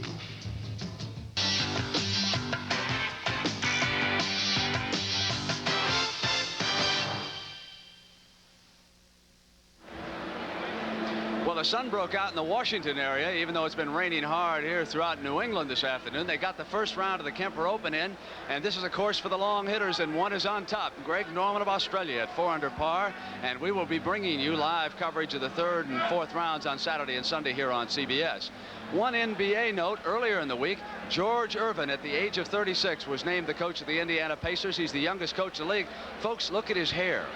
Not a streak of gray in it. Now take a look at Kevin Locklear. He's only 38. It's all That's what happens when you coach in this league. He'll look like Vince Sharley. He sure will. About halfway through the season. Kevin, what about the first half? I thought the Celtics had put them away, but they left them around. They really gave him a big lift. For the Lakers to go off the floor only 2 points down, they have to feel extremely well that they've done such an excellent job to get back in this game. Magic Johnson had a terrific first half. He's such a great basketball player. He's making the outside shot. Here's why it's tough for Paris. He's double and triple teamed. Magic picks up the steal. He steals balls. He rebounds. He's blocked a few shots. Here he'll make the outside jumper, which people say he doesn't have. That one was on the move. That's a good shot. Larry Bird had one of his magic moments. Well, Larry Bird does so much also. He misses his shot here. It just showed the competitiveness that Larry Bird has. He misses this shot. He comes right back for the offensive rebound to steal the ball off Rambis. Steals the ball. Now he's got the good outside shot. He sets himself. He can make that shot all day if he's open. Kevin, you know, in a situation like this, when a team comes back, I have to think the Celtics could be in a bit of a trouble. They've got to play well at the start of the third period. That's exactly right, Brent. I think the top of the third period is key right now. Ainge's going to have to come back in the game, hit 4 or 5 jumpers in this half if they're going to beat the Lakers tonight. How about Kareem Abdul-Jabbar? You've been watching the battle of the men in the center. One thing that Paris has done tonight, he's nullified them. They both have 6 points at halftime, and that's what Paris has to do. He likes to score more Paris himself, but if he can hold Kareem to just the same amount of points, he's done his job. Jamal Wilkes is getting his touchback.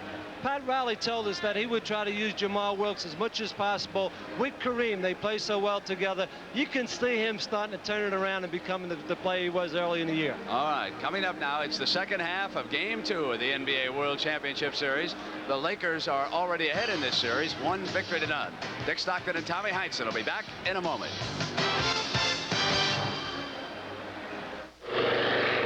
You know, back in 1941, AC invented the copper core spark plug for planes like my P-51 Mustang. Test pilot Chuck Yeager for AC Delco. It's amazing that some of today's cars work so hard. They need that copper core technology also. And AC's got it. AC has fire-ring spark plugs for most all cars, and they're engineered to give you up to 30,000 miles of reliable performance. AC Delco, the smart parts. For 40 years, they've never let me down. Here's to good friends. Terrific reunion. Yeah, the last time we were here, we made history. Tonight is kind of special. I stole that ball. I made the pass. I made the shot. Make that shot again, we'll buy you a low and drop. The beer will pour. Must say some more. Hey, what can I tell you? We still got it. Never lost it. Let it be low and brown. You never know when the weather's going to turn on you, do you? That's why Michelin developed the XA4 all-season tire. The Michelin XA4 is superb in the rain, and it performs like a great handling highway tire on dry pavement. And with proper care, the tread lasts up to 60,000 miles. Michelin, because so much is riding on your tires.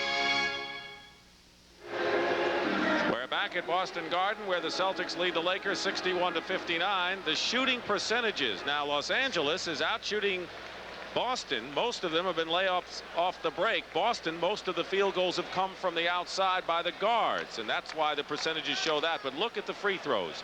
12 more Celtic points at the free throw line. 17-5. Now, Tom Heinsohn, what brought the Lakers back in the game in the latter stages of that first half? They remind me of tigers in the high grass, ready to pounce on some prey. You've got to be ever alert and watch out for them. Any errant passes, they're ready to pick off. Any ill-advised penetration up the middle, they're ready to steal the ball. So the second half for Boston? Boston has got to run like they did in the beginning of the ball game and hit those outside shots like they did to open up the power game inside. Okay. Individual scoring, Magic Johnson with 14. Jamal Wilkes and James Worthy each with 11 for the Lakers. Larry Bird has 13 to lead the Celtics. Cedric Maxwell has 11 points. The big story, Wilkes. He's back. 5 for 6 from the field. 11 points. 2-point lead, Gerald Henderson. Once again, the guards continue to shoulder the burden of the baskets for Boston. That was Gerald Henderson. A good shot to start the half with, an 18-footer. So it's Henderson and Dennis Johnson in the backcourt. Parrish gets the rebound. He and Kareem were in a standoff in the first half, as Kevin mentioned. They both had 6 points, and they both corralled 7 rebounds. And look how quickly those Lakers were back to protect against the Celtics' fast break. And the Celtics will have to keep pushing the ball at them.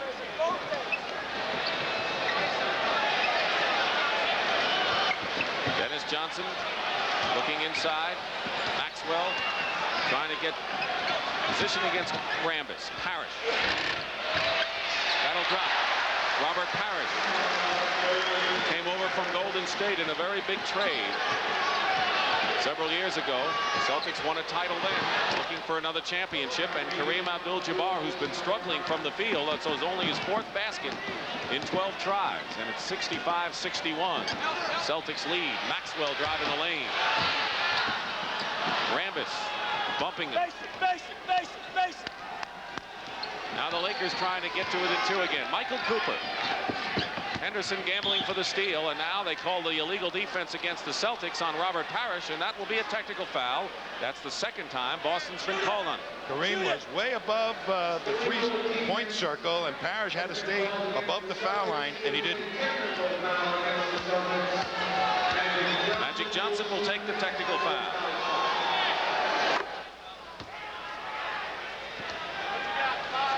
All these coaches are playing that illegal rule, and there's Kareem calling the referee's attention to it. Look at where Robert Parrish is. He's in the paint. Minute and a half gone by, 3rd period. Michael Cooper. Kareem working against Parrish. Long skyhook, and it drops for Abdul-Jabbar, who's hit 2 field goals early here in the 3rd period and has 10 points. And the Celtic lead is down to 1. The Lakers have never had the lead in this game. Bird gets it low. Near the basket. Not near enough. Maxwell, loose ball inside. Blocked by Kareem. And trying to save it, and diving into the 5th row of the stands is Michael Cooper. I'm not exaggerating when I say 5th row either. A long leak by Michael Cooper as a timeout is called, Dick. Exactly 2 minutes gone by in this 3rd period, and LA is right on the backs of the Celtics.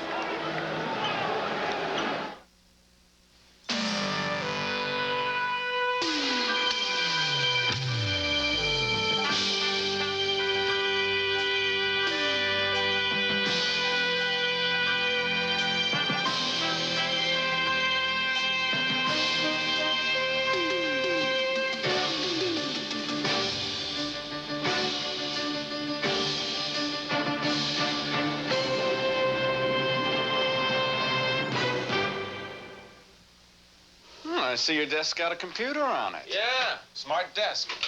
Going to the game? Me, I don't need a computer. I just call Bert. What if Bert's not in? I wait till Bert's back. Who's playing? Detroit. You know, I don't know how I managed before. Well, machines and I just don't mix, know what I mean? Sure. I'll see you at the game. Yeah, actually, I've got a little more to do. Some people don't need an IBM computer on their desk. That you, Bert? The Smart Desk is for people who do. He's at the game. Hello, Ghostbusters.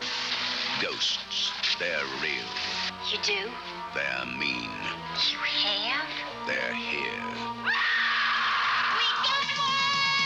Someone's got to stop them. It's a job for the Ghostbusters. How are you? The best. The only. We came, we saw, we kicked it. Ghostbusters. Rated PG. Coming soon to a theater near you. Friday, a city is consumed by wildfire as Henry Fonda, Susan Clark, Barry Newman, and Shelley Winters star in City on Fire, Friday. Obviously some problems for Casey Jones, who's looking for his first world title. He teamed with Bill Russell for 2 national titles at University of San Francisco. When Michael Cooper jumped into the 5th row, that gentleman took the brunt of Michael Cooper's shoe. And knee and everything. Bloodied but not bowed. Oh, he had a red shirt. Tough fans here. Under 10 minutes to go, 3rd period. 1-point lead. Lakers trailing the Celtics 65-64. Still Boston ball. Casey Jones, part of 8 world titles as a guard. Quiet, not colorful. And a relaxed atmosphere has helped the Celtics. Right now they need more than relaxation. Dennis Johnson hemmed in with 3. Try to go up with a shot anyway, it appears. I don't know if that was a pass. That was a forced shot, Dick, and with all that defense in the paint that LA has, there's no place for Dennis to go. He's got to take the outside shot. Lakers can take the lead for the first time in the ball game. At one point in the second period, they were down by 13, but now they have the lead. Abdul-Jabbar, who has scored 6 points now in the third period, he's come alive. The Lakers have been alive for a while. They're up by 1 with 9:16 to play in the period. Dennis Johnson gives the Celtics the lead again. That's what he has to do, and that's what Henderson has to do to open up that inside game of the Celtic with their big people. Hit the outside shot. And that's what Wedman and Ainge did when they were in there off the bench. And they brought the lead up very nicely. 8 seconds on the 24-second shot clock. James Worthy. Now Rambis. 3 seconds, and Cooper is going for 3 points. And he forced that one. Birds lead pass down court to Johnson. Johnson trying for 2 in a row. Has hit 2 in a row. I don't know why he's hesitant to take it. He can hit it. Dennis Johnson in his 8th year from Pepperdine out in California. Kareem comes back and gets fouled, and a slam. Reverse layup dunk underneath. It's been all Kareem for the Lakers in this third period. 2 sky hooks. Sets up this move. Parrish so afraid of the sky hook, he challenges him for it, and a nice roll move by Jabbar. Wow, that is smart basketball. That's playing with Parrish's head. He has 8 of the 9 points the Lakers have scored here in the third. And now 9 out of 10. Little head games go on with those big guys down there. We're tied at 69. A little more than 4 minutes gone by in this third period. Parrish facing the hoop, lost his footing. And now they call the foul. It'll be the first foul on the Lakers in this period. And it's on Magic Johnson, the second personal foul on Magic. No one is in any foul trouble at this point. No, but Parrish tried to do exactly to Kareem what Kareem did to him. Take it to the basket before the double developed.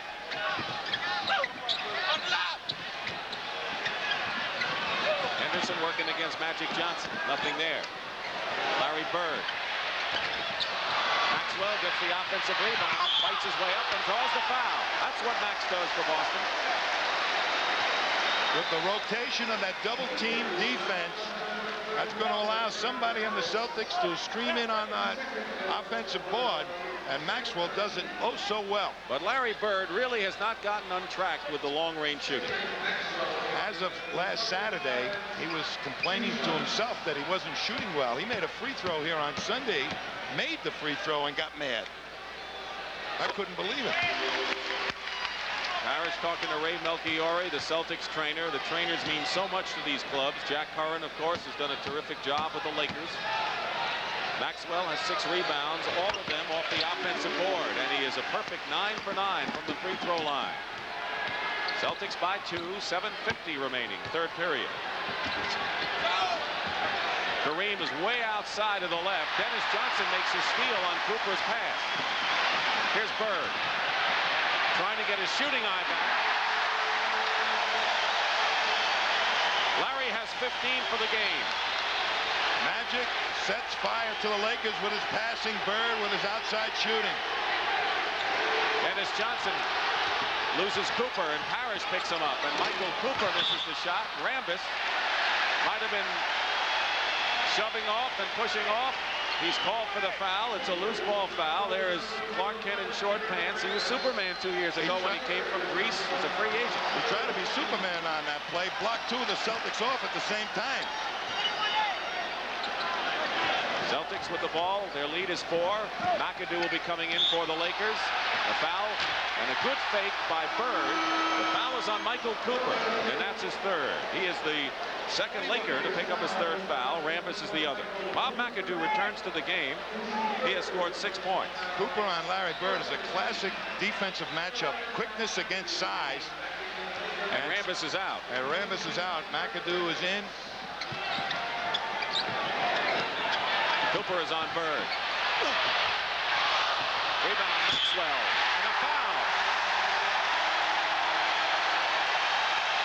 That bench, they got all the cheerleaders they need. The Boston Celtics on the bench. Danny Ainge doing it there. There's Bird as the double team is about to happen. But watch Maxwell. Nobody rotated to block him out, left him all alone underneath. Great aggressiveness by Maxwell. And he has 10 rebounds.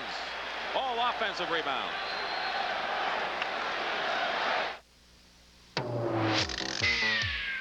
How to ride a Honda scooter. First, select shirt pant combo. We suggest this or this. Next, select appropriate shoes. We suggest 2. Then choose a scooter that best expresses your individuality. There are many sizes and colors. And always wear your helmet. Honda scooters.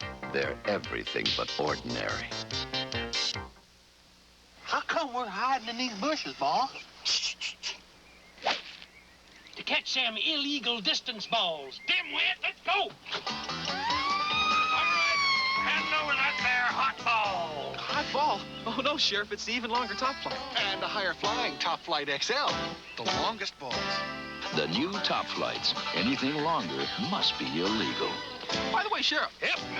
What's your handicap? Him. So this is the new log cabin. Thanks for giving me a hand. Hey, what are friends for? Here's to good friends. Tonight's kind of special. Try it this way. The beer we'll pour says something more somehow. Looks like we're about done, huh? Not yet, you're not. Tonight. Not a bad day's work. Next weekend, we put in the pool. Let it be low and brown.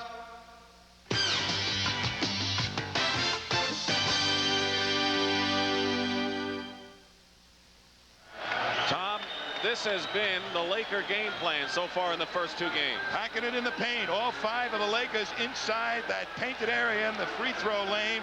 And it's almost impossible to penetrate it, as we'll see Dennis Johnson with the ball try and get inside. He's surrounded by 3 players, forced to take a poor shot. You can't score against that defense unless you first get them to move outside with some outside shooting. And that's what the Celtics have gotten lately. The Celts have run off 6 straight points to break a 69-69 tie. And with 6:52 remaining in the third period, Cedric Maxwell's gone for 10 for 10.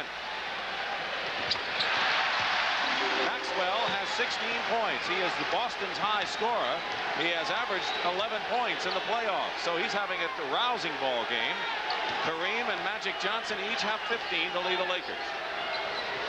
James Worthy, guarded by Maxwell outside. Kareem and McAdoo also up front. Cooper and Johnson the guard. Lakers with their interchangeable parts. And here's James Worthy. He's fouled. Maxwell fouled Worthy on a long-range shot. Worthy made the basket and will go to the line. Kevin Lockery said yesterday, can you imagine when James Worthy can hit that 20-foot outside shot? He's so right. If ever he hits that shot consistently, and I think he will, nobody's going to be able to stop him unless he's got a blessing from up in the clouds somewhere. He's hit his last 6 shots, Tom, and with 6:24 remaining in the third period, it's a 4-point game. The Celtics lead. Bird, good position inside. Takes the ball away. Harris gets the offensive rebound, and it drops. So the Boston Celtics going to town on the offensive boards, most of them from Maxwell, that time by Parrish. That's their power, the big people hitting the boards. And McHale is still on the bench. So he's one of the best at it for the Celtics. So each team is going to their strength. Here's Worthy again outside. 7 in a row for James Worthy, and now Worthy has 16 points, and he becomes Los Angeles' high scorer. So it's power game for Boston against the quickness of the Lakers. Henderson outside. Loose ball, Bird. Parrish. No mistake there. The Celtics almost got caught on that one. Henderson was a pesky defender in the backcourt. If he had missed the ball, the Lakers would have been off and running. 80-74, so the Celtics have opened it up to 6 points again. Throwing the ball away is McAdoo. Boston has it on the turnover. Excellent defense by Robert Parrish to cut down the passing angle to Jabbar. The Celtics had a 13-point lead in the first half. The Lakers came back and took their only lead at 66-65. But Boston has put the game together again. Now here's the break. The outlet pass. Worthy ahead of the field. And he's fouled by Dennis Johnson. 3 fouls on Dennis Johnson. And it was almost another 3-point play situation. When Dennis took that shot, Worthy was ready to take off up the court. Look at him heading up the court. Dennis Johnson about 4 steps behind him. And the best of efforts tries to make sure he doesn't make an easy 2. Well, he has an easy 2 at the line, and so that foul, which was a definite deliberate foul by Johnson, paid off as Worthy misses the first. That's what makes Worthy so dangerous, his quickness up the court and their willingness to look for him, these Lakers. We still haven't seen McHale come off the bench in this third period. The Celtics' not-so-secret weapon.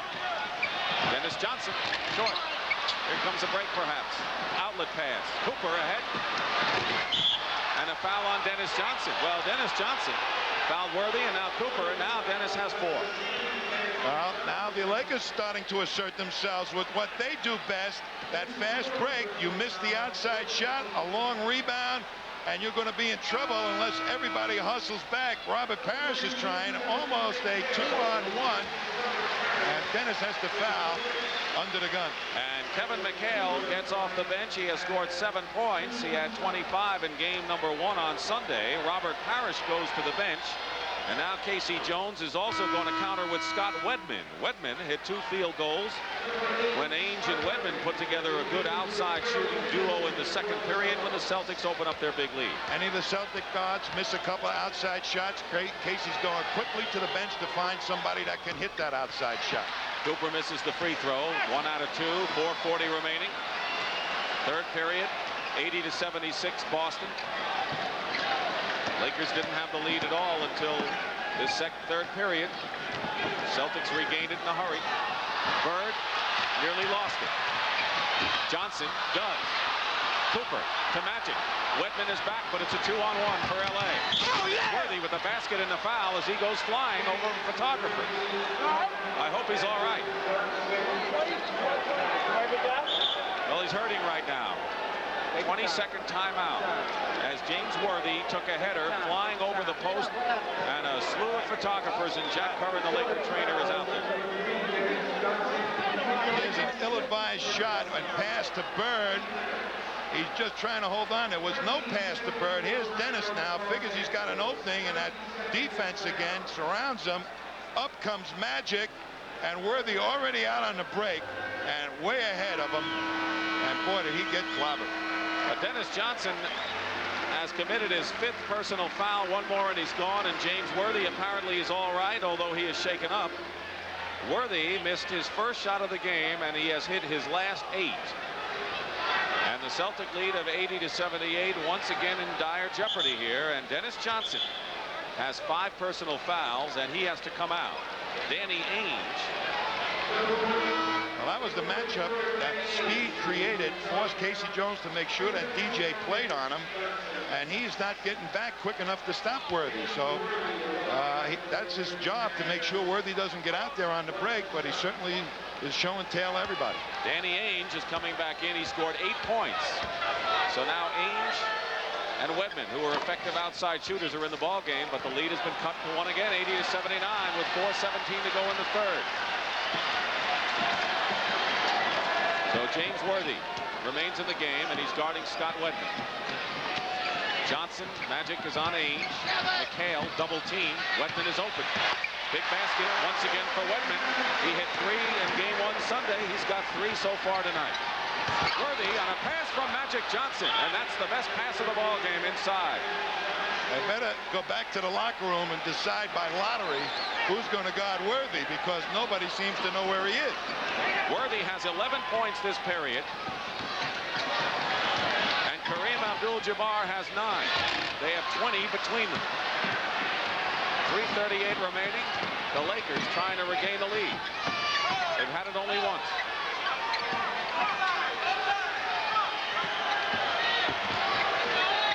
On the shot clock. Kareem, a pass to Cooper, and the Lakers have their second lead of the ball game at 83-82. The Celtics defense isn't as packed in as the LA Lakers, so any cutters are easily getting through for easy passes from Jabbar. Bird missing. Rebounding is Magic. Cooper and the fast break going to town, and the LA Lakers now lead by 3, and they are running the Celtics at this point off the Boston Garden court. And the Celtics don't have their running team in there. McHale, long-range hits. Good thing for Wedman and McHale the last few times the Celtics have come down the court. Otherwise, they'd be down by more. Well, by playing Wedman for that outside shooting, that's not the speediest team to protect against the fast break. Laker lead is 1. 2.5 minutes to play in the third period. Celtics have already lost one home game, and now a 3-second violation is called against LA. When your team has the ball, you're not allowed to stand in that lane for 3 seconds. You have to get out of that lane. The Lakers didn't, and so they turned it over to the Boston Celtics. And a timeout, 2:27 remaining in the third. Los Angeles by 1. Nearly 4 hours. That's how long it took us to paint this room with a roller.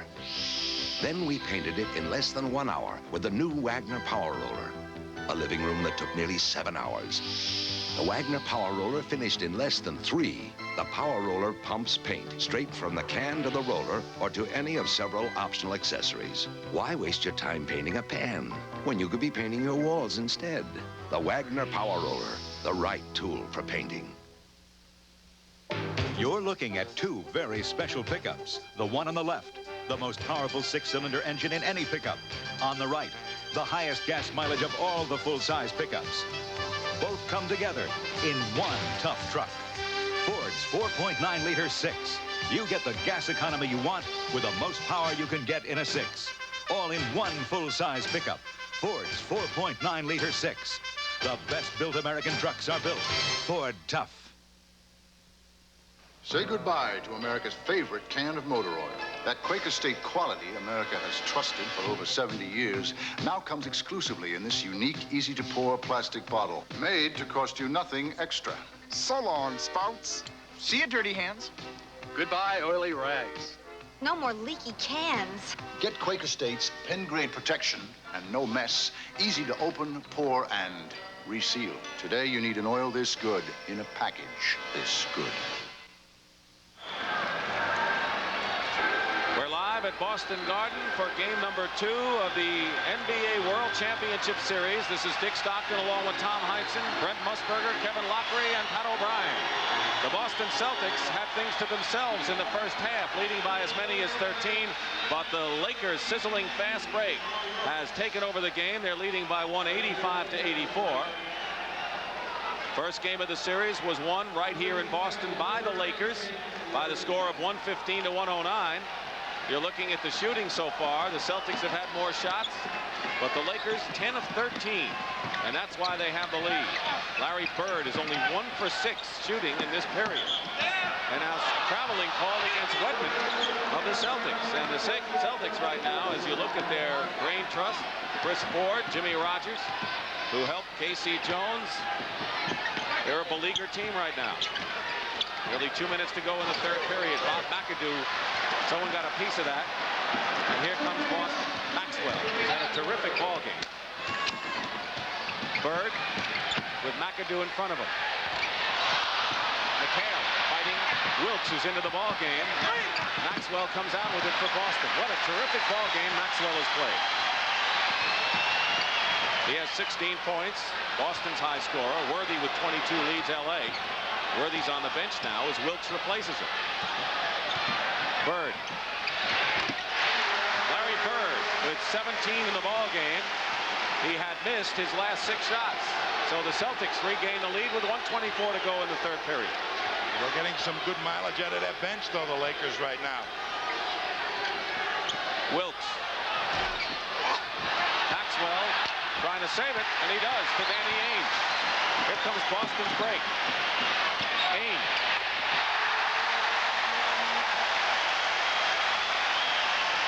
If Jamal Wilkes has been a hero so far off the bench for the Lakers with 11 points, you can say the same for Danny Ainge, who has hit 5 bombs and 10 points, and good passing for the Celtics off the bench. 88-85 Boston with Byron Scott also in the ball game. Kareem misses, and now Ainge controls for Boston.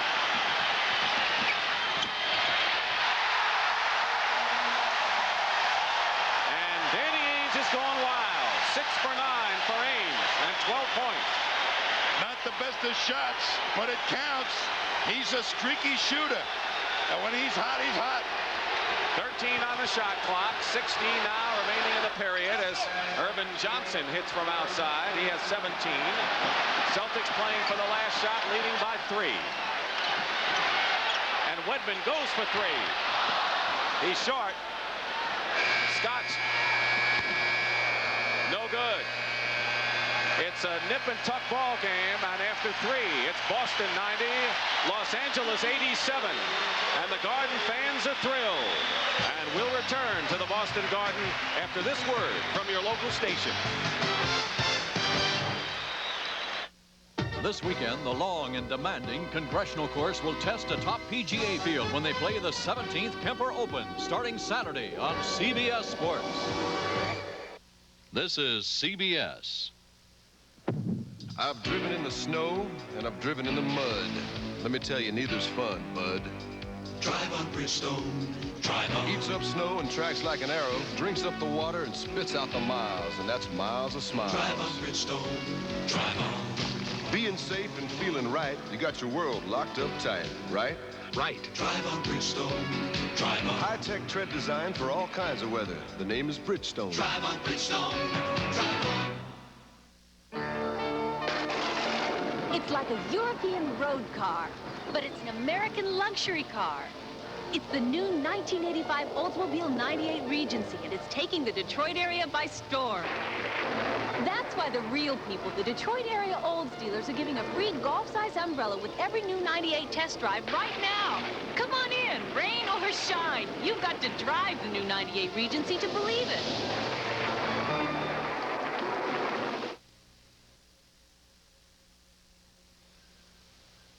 The NBA on CBS. Tonight's championship game from Boston, Massachusetts is sponsored by Miller High Life. Welcome to Miller Time. Honda Power Equipment. Lawnmowers and generators that are built to last. And by Ford and your Ford dealer. Have you driven a Ford lately?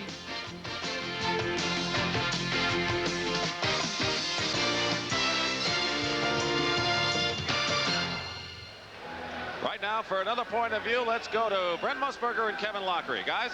All right, Kevin, you're K.C. Jones. What are you going to do now to try and hold on and get back in this series? The key, Brent, is the outside shooting. There's no doubt about it. If you're going to play Ainge and Wedman together, you give up an awful lot of court speed. They have to make the outside shot, or the Lakers run them off the floor. If I'm Pat Riley, I get James Worthy back fast. Let's go back to Dick Stockton and Tom Heinsohn. I don't think K.C. Jones wants that, Brent. He'd like James Worthy to take a vacation on the bench, right? I'll tell you, they've had so much trouble finding James Worthy, the Celtics ought to look him up in the yellow pages out there. Under W. The Celtics have a big edge in offensive rebounding, 15-8, and they've converted them into 19 points. But you wanted Worthy, and you got him. Worthy is up front with McAdoo and Jamal Wilkes, Byron Scott and Cooper in the backcourt, and Larry Bird begins the fourth period on the bench for the Celtics to get some rest. And a turnover as Cooper threw an errant pass to Byron Scott. So the Celtics with a 3-point lead. Kareem also on the bench, so the big guns are not all out there as we start the final 12 minutes, barring overtime. McHale trying to get it to Maxwell, still Boston ball. They're forcing that pass on the doubles to the man going to the basket. It just isn't there. They should make the pass outside for the outside shot. This is the fourth quarter chess game that goes on, and each substitution has a meaning as Parrish misses. Long rebound to Cooper, and the Lakers are able to break, and Cooper. The foul is called.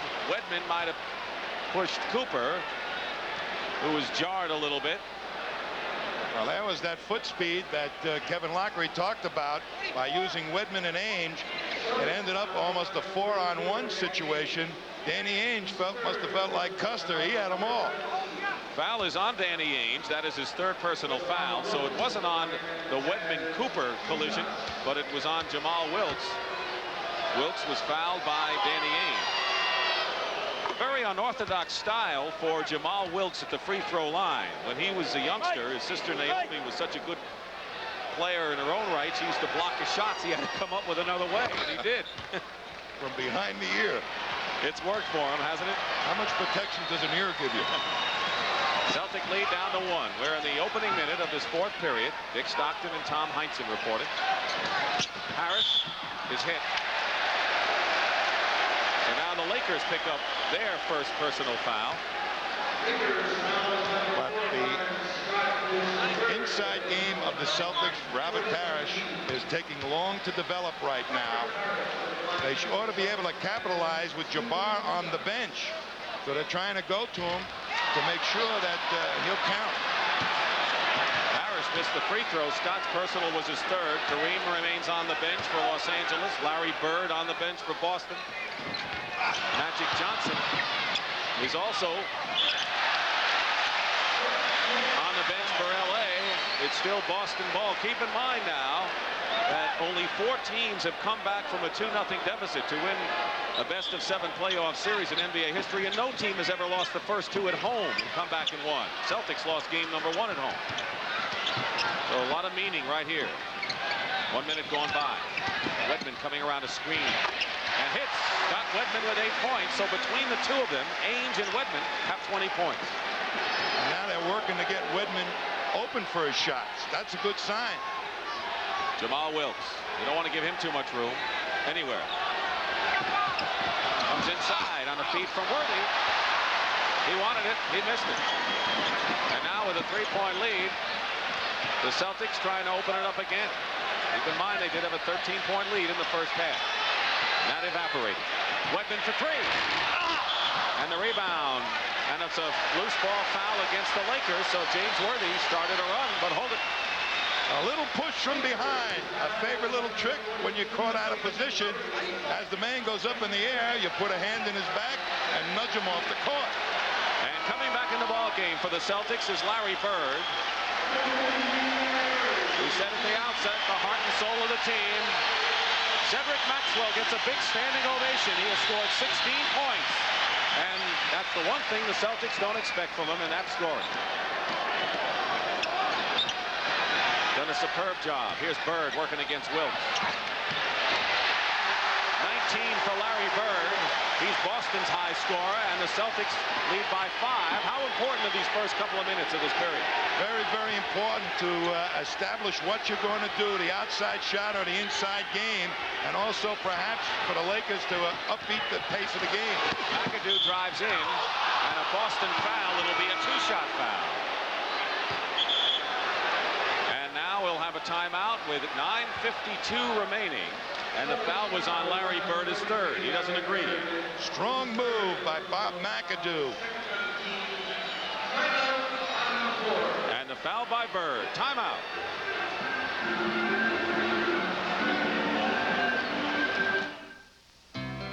Welcome.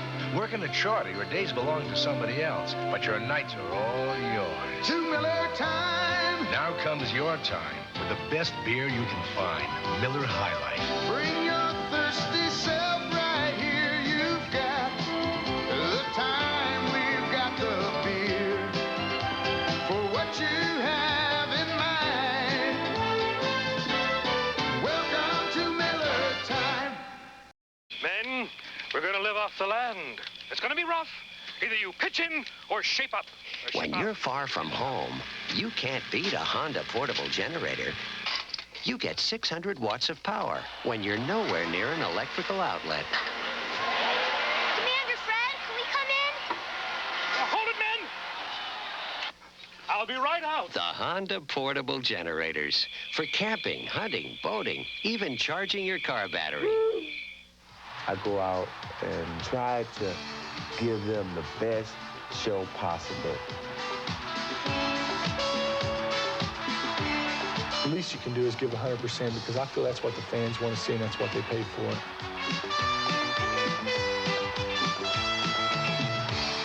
I know that when I'm on the basketball court, I'm there to be the show.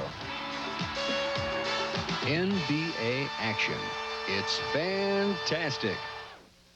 The preceding message was furnished by the National Basketball Association.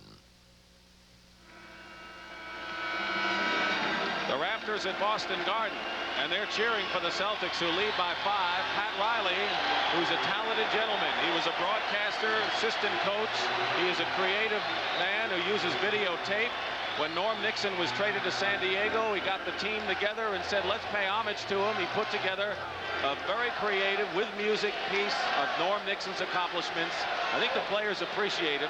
And not only that, he has the highest winning playoff percentage in history by a wide margin right now. Pat Riley. Great coach, in my opinion. Here's a guy that spent a little time in Boston and kind of left as a goat. Didn't kind of make it with the fans, but he certainly has made it with the LA fans, and then some. Sure has. A great comeback story 2 years ago. And I think he'd look like nothing better than to oust the Celtics out of this playoff. He's the only member of the Lakers who used to play for the Celtics. He's been with 6 teams, well-traveled, but he's happy now. Not 10 seconds on the shot clock. Ainge throws the ball away. He was looking for Parrish, but he threw it away. So on the turnover, the Lakers can cut the Celtic lead to 1 with 9.5 minutes, plenty of time remaining. Parrish zigged when he should have zagged that time on the Ainge pass. It's Byron Scott to Wilkes, and now they turn it over that way. Couple of turnovers, and Riley off the bench. Neither one of these coaches, Riley or Casey Jones, get very excited the way my partner used to when he coached. I lost my credit cards one time jumping up. Parrish going over McAdoo. And Robert Parrish has 14 points. The Lakers are going to come back with their iron. Abdul-Jabbar and Magic Johnson momentarily. Ainge is on Byron Scott, the rookie. Bird on Wilkes. McAdoo and Parrish. And here's McAdoo going in, and the basket will count, and will get the foul too. So there was a one-on-one challenge, and McAdoo won it. Well, that's speed. McAdoo got the real speed advantage on Parrish. Parrish got to respect the outside shot, which sets up the easy drive for McAdoo, and he gets clobbered going in there. Foul is on Parrish, his 3rd. The only player on the game in foul trouble is Dennis Johnson, who's been on the bench with 5 personal fouls. McAdoo gets the 3-point play to bring the Lakers to within 2. And there's Dennis Johnson, big guard. So now Magic Johnson and Kareem back in the lineup. McAdoo, Cooper, and Worthy. Good start, and good 5 out there for L.A. Bird gets fouled and gets helped up by Michael Cooper. Michael Cooper knows how tough a job it is to guard Larry Bird. And I don't think anybody guards Larry Bird or gives him a tougher job than Michael Cooper. Why does he do such a good job? Because he uses his quickness. He's got the ability and the tenacity to try and deny him the possession of the ball. And he's got the better foot speed to, when he gets by him, to catch up with him. Larry Bird has 20 points in this ball game. But he's had to struggle for the 20.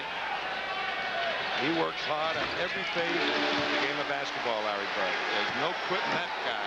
Cooper committed his 4th personal foul. Team fouls at 3 and 3. Once you get to 5, you're in the penalty.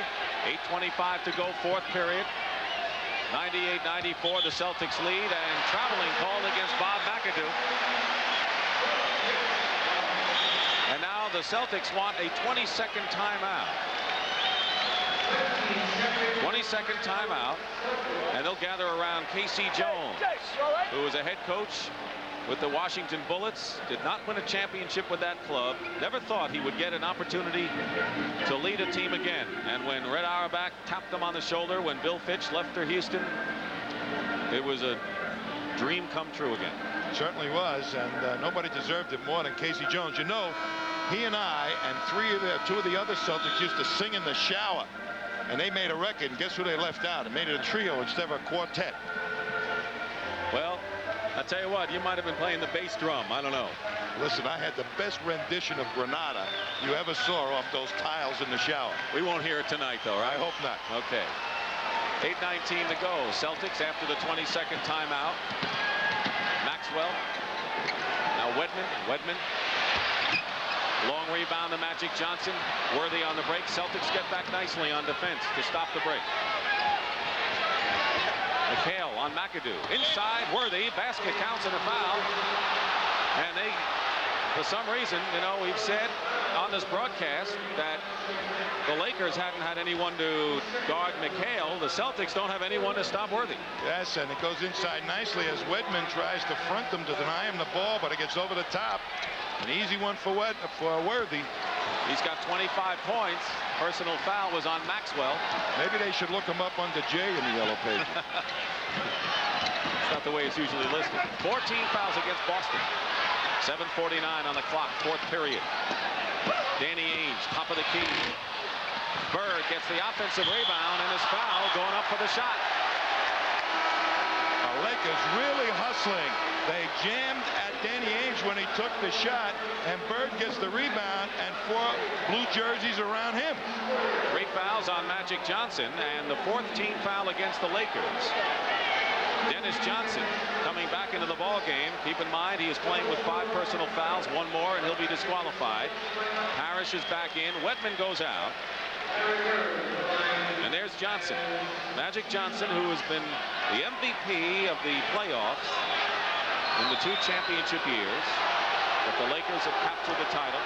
Jack Curran, the Laker trainer, talking to Jake O'Donnell. Something about someone's shoulder bothering him. I'm not sure what it is.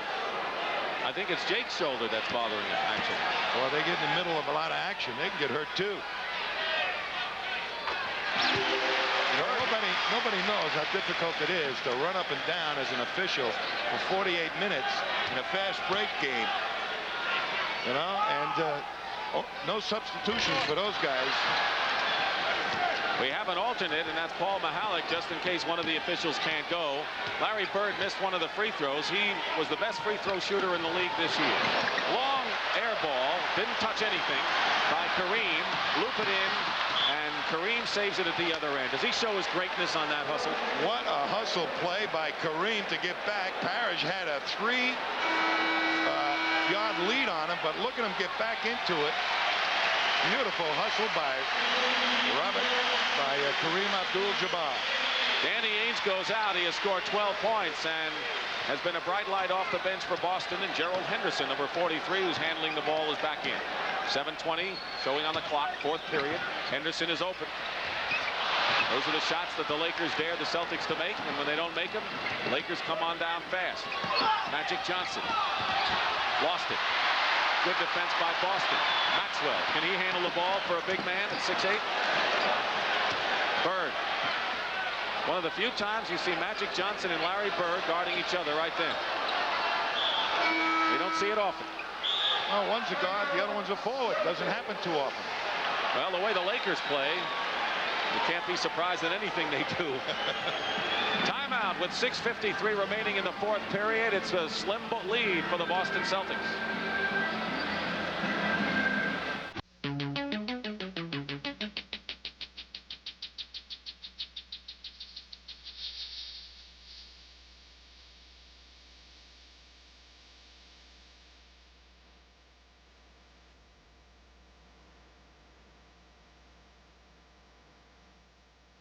For sports, Channel 2's Fred McLeod covers all the bases. Fred McLeod in Channel 2 Eyewitness News at 5:30, 6, and 11. It's a sure hit.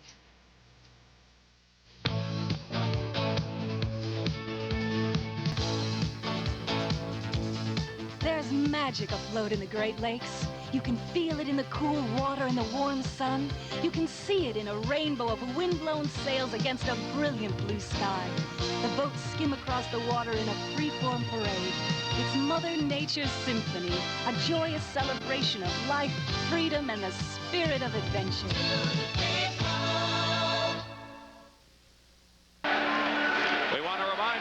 this World Championship Series continues with Game 3 Sunday from the Forum in Los Angeles. It'll start at 3:30 Eastern Time. The Celtics and the Lakers. It'll either be 1-1 or the Lakers will have a commanding, you could say, 2-0 lead if they can win this game on the Boston home court. The Celtics are angling to make it 1-1 when they go back to the Forum. Celtic guards have been occasionally maligned for their shooting this year, but tonight they're outscoring the Laker guards. They've had plenty of opportunities, I'll tell you. They're giving them, proving, Pat Riley says, prove it to me that you can beat me from outside. It's going to take a little bit more than that. Well, there's a lot of tradition at Boston Garden, and one of the traditions is right up there. Wearing a tuxedo is Johnny Most, who has been the voice of the Boston Celtics. He is a legend, and someday I wouldn't be surprised if Johnny Most number is hung up among the rafters. On a microphone. He's my good friend. What a guy. Celtics inbounding, leading by 2. We're nearly halfway through this final period. And the Lakers also have a legendary broadcaster in their own right. As Robert Parrish hits another one from outside. He has 16 points. Bird with 22 leads Boston. Parrish and Maxwell 16. So the guards have been doing some good shooting for Boston, but the front court has been doing a lot of scoring. Kareem falls off to Maxwell. 4-point lead. The Lakers going to that go-to guy. If the fast break isn't there, get it to Kareem.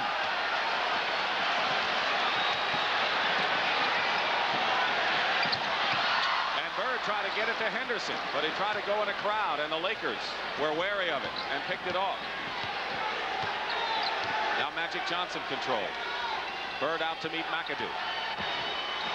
McAdoo, tough pulling up.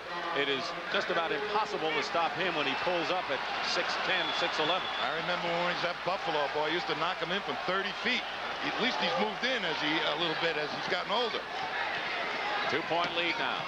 Henderson going in, draws the foul. One of the advantages that Gerald Henderson has by penetrating, and that means driving to the basket, is that you can dish it off to someone for an easy basket, or you get fouled. On that play, he got fouled, and it's Magic Johnson with number 4. But the Lakers have so many big people in there with those arm span. There aren't much room to get the passes through. Maxwell gets a hand. He goes out having scored 16 points and 12 rebounds. 9 off the offensive glass, and he is replaced by Kevin McHale. So the Celtics, in essence, Tom, are getting some offense in and giving up some defense. You got it. 5:40 to go.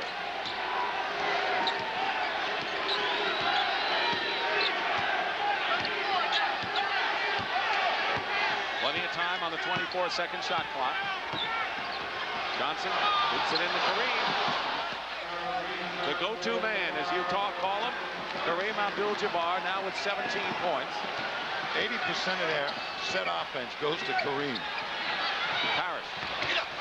Bird is there for the offensive rebound. Looking for a foul or a basket, got neither. And the rebound by James Worthy. And Bird tips it away. It's still Laker ball. But you have seen in this period the out hustle by Kareem Abdul-Jabbar and Larry Bird diving to tip the ball away. That's the mark of champions. Whoever wins this series, they both deserve to be there. It may sound trite, but I believe it. Loose ball, tied up. Kareem was tied up. Here's Kareem fighting for position. Parrish trying to get in the passing lane. He gives up an easy one now because he didn't quite get there soon enough. He's going to have a huge advantage of maybe a foot over Gerald Henderson. And a whistle blows. They may jump it again. Well, you know that Kareem's going to get the ball. You're going to try and perhaps steal it, but there's Magic Johnson standing behind him all along. And the ball comes down to Los Angeles. Cooper. Tipped away. It might have been Bird. Here come the Celtics. Dennis Johnson will go to the line and shoot. Defensive play inside. It might have been Larry Bird who tipped it away. And the Celtics on the fast break result in a free throw situation for Michael Cooper. That is his 5th personal foul. One more and Cooper's out of the game. Well, he had to pick up the quick advance of the ball by Dennis Johnson. Dennis Johnson really tried to put the pressure like Magic Johnson does on the defense. But didn't quite wait till that forward got in the lane like Magic does. Ends up getting fouled, and these are two key free throws right now for the Celtics. Been back and forth in this second half ever since the Lakers put on a 13-2 run to narrow a 13-point lead at halftime to 2. Lakers had a 3-point lead at 85-82, but the Celtics have come back and now lead by 3 with 4:35 and running remaining in the fourth period. Johnson. Cooper. And an offensive foul has been called. An offensive foul. And that's against Michael Cooper. Here's Cooper, puts it in and goes over Dennis Johnson. And Dennis afraid to foul out, and Cooper now going out himself. So Michael Cooper has fouled out with his 6th personal foul. He scored in the ball game, 9 points. He had 3 assists. He's replaced by Jamal Wilkes. So what does the loss of Cooper mean? I know Larry Bird isn't unhappy with that. That should turn Bird loose a little bit, although Wilkes guards him pretty well, and he's on the floor right now taking Cooper's place. Timeout. So we'll see what Wilkes does against Bird. 4:28 remain in the fourth period. The Boston Celtics 104, the LA Lakers 101. That's Cal Petty's Thunderbird up ahead now. It's specially prepared and modified for racing. Ford consultant Jackie Stewart. Over the years, we've learned a lot from all kinds of racing. Things that make their way into the kind of car you drive today. The aerodynamics, the turbo technology, and the double shocks in the rear of this Thunderbird Turbo Coupe were all pioneered by racing. Racing's quite an educator. Have you driven the best-built American cars? Have you driven a Ford lately? There. That was the hot spot where the fire started. The Felixes lost their whole house. But now, they're getting it all back again. From the shake shingles, to the oak cabinets, to the wallpaper in the baby's bedroom. State Farm will pay to replace it all because the Felixes bought State Farm guaranteed replacement cost coverage. So everything's going to be the way it was. And like a good neighbor, Even if it costs more than anyone thought it would. State Farm is there. Wake up! If you don't graduate, we're through. I'm bust. Here, revive with Vibrant. Vibrant? Helps wake you up. Government-appointed experts say it's safe, effective. Revive with Vibrant. Who's been using my razor? Mine burns me. Don't blame your razor. Use my Ice Blue Aqua Velva. It turns red-hot razor burn to cool comfort. Smooths, too. My Aqua Velva Men. There's something about an Ice Blue Aqua Velva Man.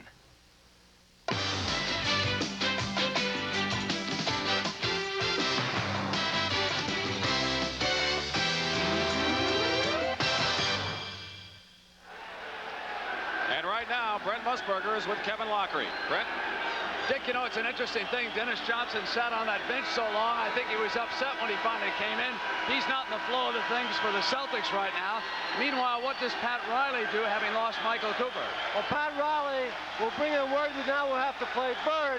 But when they don't get the fast break, the Lakers, they'll go down to Kareem. All right, let's go back now to Dick and Tommy. All right, guys, thank you very much. Capacity crowd, the 169th straight sellout at Boston Garden to see whether the Celtics can even the best-of-7 series at 1-1. Of course, Michael Cooper is already fouled out of the ball game. Wilkes is going to guard Larry Bird. They get it into McHale, who's immediately double-teamed. Loose ball, Henderson is there, and a new clock for Boston. Henderson doesn't waste much time. And look at Danny Ainge saluting Henderson. 4 minutes to play. And a 5-point Boston lead. They haven't been able to get it over 5, though, in this fourth period. Worthy. To Kareem. Surrounded. And fouled. And the basket counts. You could not play Kareem Abdul-Jabbar any tougher or closer than the Celtics did on that play. I'll tell you one thing. I haven't heard me comment too many times about the officials, but boy, there was a lot of purple jerseys in there for more than 3 seconds. Here's Kareem taking that shot with 2 guys on him, but when you're 7'3", you can go over almost anybody. They were all over him. Kareem hits it. He has 13 points this half. For 19 in the game. And the foul was on Robert Parrish, number 4 on him. So it's 106 to 104. A big play for the Lakers. Lakers looking to go up 2-0. And no team has ever come back in a best-of-7 NBA championship or any playoff after losing the first 2 games at home. And that's what the Celtics face right now. They're leading, but not by much. Bird, double team. Johnson open is Henderson, left of the key. The rebound is McAdoo. And the foul is against Los Angeles, I think. And Pat Riley has to be restrained momentarily by Magic Johnson. And that is about as mad as I've ever seen Riley. Pat Riley is enraged. Boy, your blood starts to boil when you get to the championship round. It's tough enough during the regular season. But here is the action as McAdoo was pushing off to get the rebound that time, and they caught him before the ball even hit the rim. So that's an unusual call for the official. They usually call it as the ball is coming down. McAdoo committed the foul. Kevin McHale not scoring as much in this game as he did in game number 1. The Celtics are looking for the W, as Red Auerbach said at the half. Wins, victories. But the Lakers are awfully tough, and with 3:15 to go, they can cut the lead to 2 once more. A pushing foul on Henderson. Celtics in the penalty, so that means Magic Johnson will go to the line and shoot 2. He is a pretty decent free throw shooter. Plus, he's the second-story man. He's got the consummate guts to play this game. He loves to be under these pressure situations. You know, people always argue who's better, Larry Bird or Magic Johnson. It's not an easy thing to decide, and maybe it shouldn't be decided. I don't think there's an answer. Magic Johnson had a playoff assist record of 24 against Phoenix and broke his own all-star assist record of 22 this year in Denver. And now it's a 2-point game once more.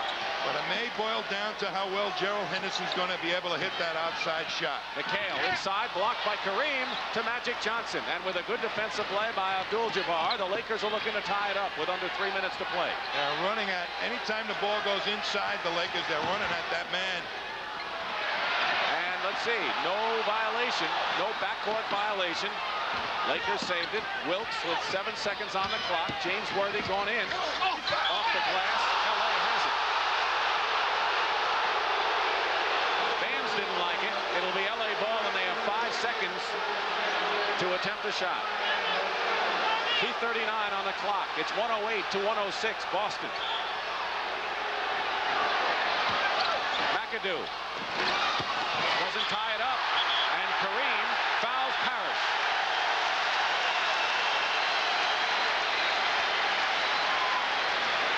Number 4 on Kareem Abdul-Jabbar, the oldest player in the playoffs at age 37.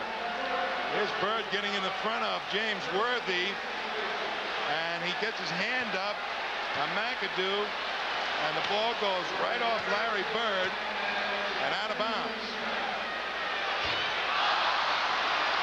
So 0-0, Robert Parrish misses an important free throw. He's 0 for 3 from the line. Cedric Maxwell has come in replacing Henderson. Why? There is a key move by Casey Jones. All his outside shooting is gone except for Larry Bird, and the speed is gone. So the Lakers have a chance to crack it open with a couple of fast breaks. Well, what do the Celtics have in there? They're hoping to really go inside more and bang the boards. 108-106, Parrish missed 2. Lakers can tie it up, but McHale blocks the shot. And here's Dennis Johnson. All the way, Dennis Johnson to Bird. And Larry Bird will go to the line. It was Kevin McHale with the defensive play at the other end. Here's the penetration, but McHale gets in there, swats it away. Johnson, the fastest guy the Celtics have right now, pushes it up the middle. Bird on the wing, wide open for an instant, gets banged. So it could have been a 3-point play. McAdoo with his 4th foul. Bird on the line. Keep in mind, Parrish missed 2 free throws. The Lakers have 2 chances down the court to tie this game, and now Bird can give the Celtics a 4-point lead. 2:14 remain in the 4th period. Those big people better pay off for Boston. They're trying to give the Lakers only one shot and then get the rebound. Bird has 24. Worthy 25. Those are the high scores.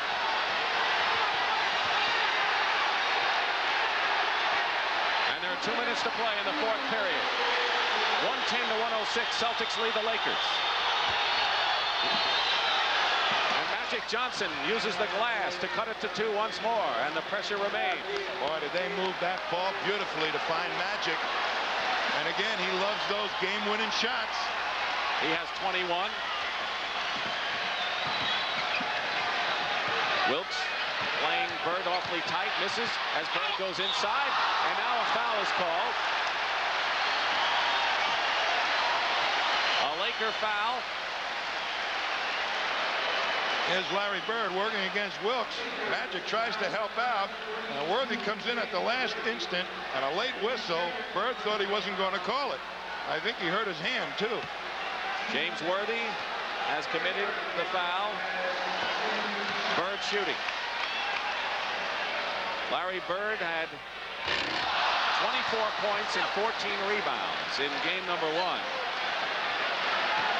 Misses the free throw, so the best the Celtics can have would be a 3-point lead now with 1:34 to go if Bird makes this.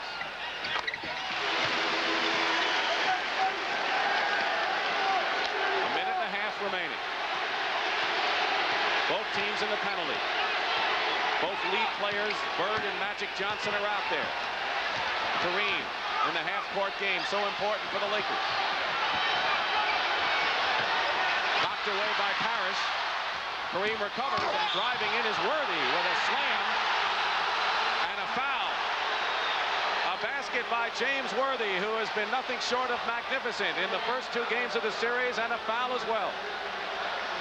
Kareem does find Worthy, who had loosened up, and charges through, and it wasn't, in my mind anyway, any chance he was going to miss that one, and picks up the blocking foul on Maxwell. And he can tie it up, and he does. So James Worthy, who missed the first shot of the game and then hit 11 in a row, has tied the game at 111 apiece. He has 28. And now Boston wants a timeout. And right now, it would be fitting to remind you that if you like this tremendous playoff action for the NBA championship, there's more. Sunday from the Forum in Inglewood, Game 3 at 3:30 Eastern Time.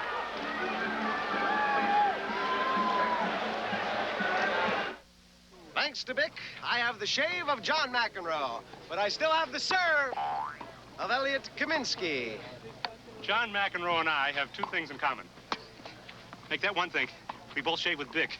And so should you, because Bic is beautiful, smooth, close, comfortable, and only 20 cents. Let's play. I'll be John McEnroe. You're not even old enough to shave.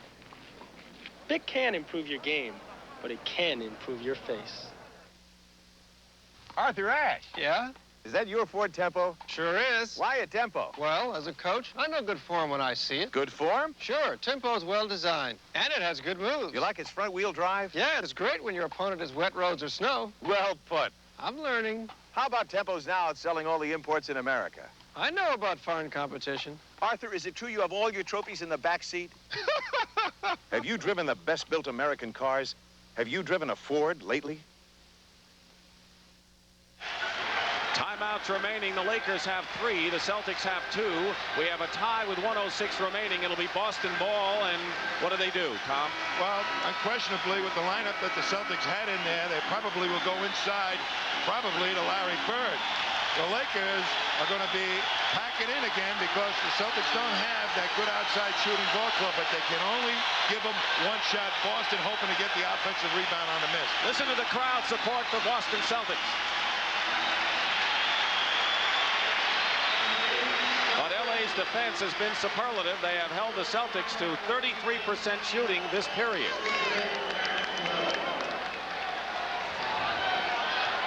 Bird will inbound. 111 with 106 to go. Worthy, the leading scorer for the Lakers, and Bird with 25 for Boston. Dennis Johnson. Wilkes is out on top on Bird. Wedman now, guarded by Worthy. 5 seconds on the shot clock. Dennis Johnson, fall away, short, didn't hit the rim or the board, and now the Lakers, with 46 seconds to go, have a chance to break the tie. Celtics have had the lead most of the game, but that's not what counts. Magic Johnson is fouled by Dennis Johnson, who fouls out of the ball game. That is his 6th personal foul, but more important, will send Magic Johnson the line to shoot 2 shots. 2 boo-boos by DJ. Missed through an air ball as time was running down on a 24-second clock, and then commits the foul against Magic, puts him at the line. To be candid, this has not been a good ball game for Dennis Johnson in any way, shape, or form. What I think he did was try to force his play too much, not take what the defense was giving him. Magic Johnson is perfect from the free throw line. He's now 6 for 6. 35 seconds showing on the clock. Celtics have 2 timeouts remaining. And the Lakers are up by 2. Does Casey use him now? No. Henderson replaced Dennis Johnson, who fouled out with 10. Well, Wedman's in there for the outside shooting. Bird going to McHale. This is crunch time, really, for Boston. Henderson is open. McHale, and a foul against the Lakers. So McHale went up along with Wedman, and there was a Laker foul, and the Celtics will have a chance to tie, but they have to make the 2 free throws. This is really when you believe in your defensive philosophy. They're giving up, the Lakers, the outside shot to the Celtics, and Henderson under the gun, knowing he's going to have to take that shot more than likely. What a tough position to be in. All right, but Maxwell has come in for Scott Wedman now. McHale is on the line. He needs to make both free throws to tie the ball game up, and then the Lakers, with 20 seconds remaining, can take the last shot and try to win. Well, he's in it for defense, Maxwell, right now, hoping that McHale will hit the 2. And he doesn't. He misses the first one. And there you can look at the faces of the Celtic hierarchy and Red Auerbach. McHale misses the first, and Pat Riley has told his team to call a timeout after this free throw. McHale misses them both, and now a timeout. So the Lakers do not have to take a shot. They have it with 20 seconds to go and lead the Celtics 113 to 111. And we're going to have a timeout right now, and all of a sudden it's dead quiet in Boston Garden. Burger King talks to a future customer. Hi there. I bet you're getting tired of applesauce, aren't you? I tell you what, let's think about hamburgers. Yeah, the juicy flame-broiled kind, like at Burger King. Let's think about those delicious juices dripping down.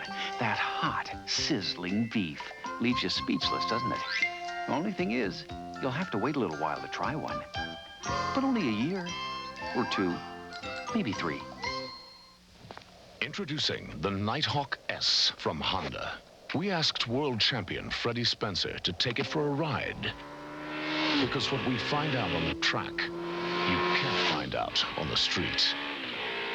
Freddie liked the way it handled, the way it accelerated, the way it stopped. In fact, Freddie liked the Nighthawk S so much, he never brought it back. When I started delivering beer back in 1893, the supermarket was a blacksmith shop. Well, those days are gone. But maybe not entirely.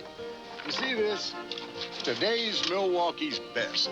It's got a smooth, old-time taste. Old-time quality. And a real fair, old-time price. Milwaukee's best. It's just the kind of deal that his great-great-granddaddy would have loved. Introducing Milwaukee's best. Old-time quality at an old-time price. One of the many stories in this fourth period has been the free throw shooting, as the Lakers have the lead by 2 points. The Celtics have missed 10. The Lakers have missed none. So now what are the Celtics, what can they do with the Lakers having the ball with 20 seconds to play? Well, they're going to try and make a steal here, and they got their best defensive team in there right now. Danny Ainge, Henderson, Maxwell, Bird, and McHale. So they're going to try and get over the inbounded pass. Actually, 18 remain, and the Lakers, keep in mind, do not have to take a shot. Worthy will inbound to Magic Johnson. Worst comes to worst, the Celtics will have to foul, and there's a steal by Henderson, who lays it up and in.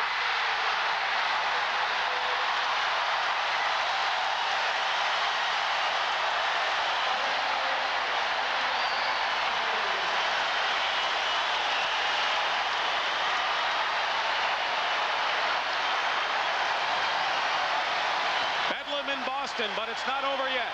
The leprechaun at work here at Boston Garden. A steal right when you need it.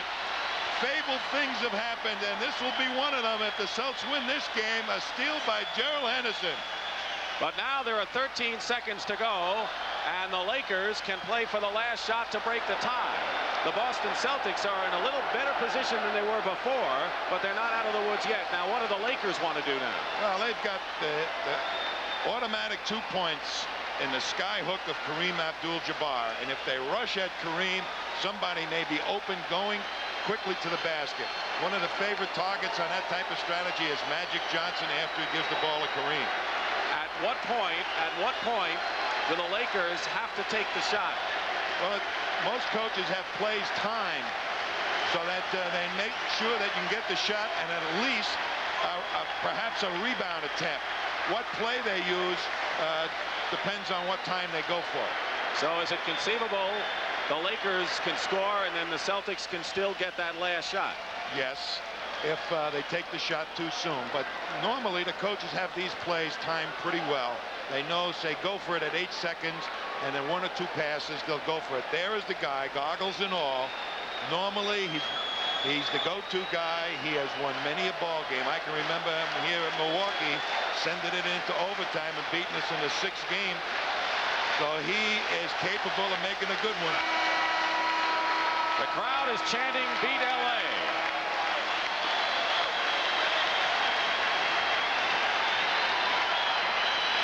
The Lakers lead 1-0 in the best of 7, trying to make it 2-0 and going home with a big cushion. Larry Bird and company are trying to pull it out. They'd be happy with overtime right now. Dick Stockton, Tom Heinsohn, all of us live at Boston Garden. Bedlam. They're going to get up all over Worthy, I think, to try and cut down where the pass will go to. Worthy inbounds to Byron Scott.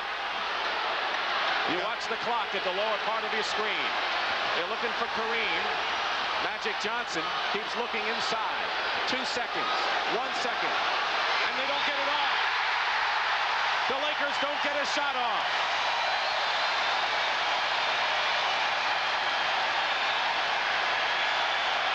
And we go to overtime, and Tom, the Los Angeles Lakers misjudged the clock. Well, we said the coaches have these plays timed. That one was a little bit too close, Dick.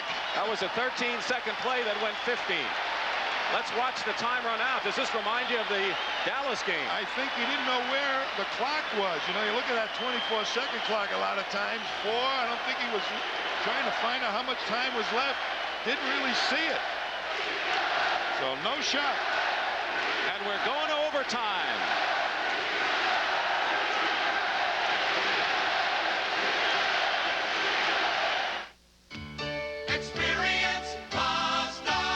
First thing you notice about the Mazda RX-7 is its sleek, slippery styling.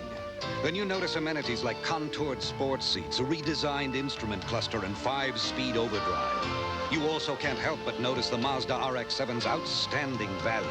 But perhaps most noticeable of all is just how you feel at times like these. The more you look, the more you like. The Mazda experience.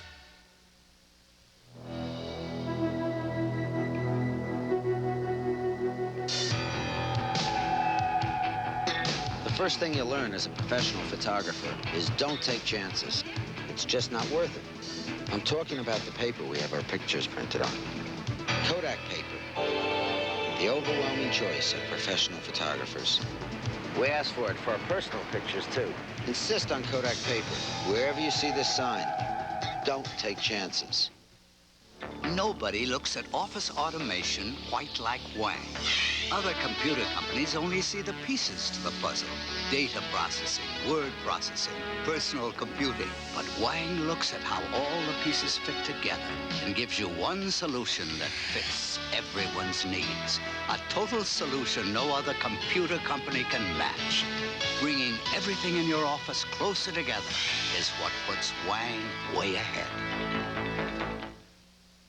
This weekend, the long and demanding Congressional course will test a top PGA field when they play the 17th Kemper Open, starting Saturday on CBS Sports. We're back back, and we're ready for a 5-minute overtime period as the Celtics, who were seemingly doomed, got a steal and a basket from Gerald Henderson. And then the Lakers ran the clock out. Brent Musburger and Kevin Lockery were in Dallas when Derek Harper ran the clock out, thinking his team was ahead, and they weren't. So history has kind of repeated itself here, and the Celtics win the tip. So it can happen to the best of them.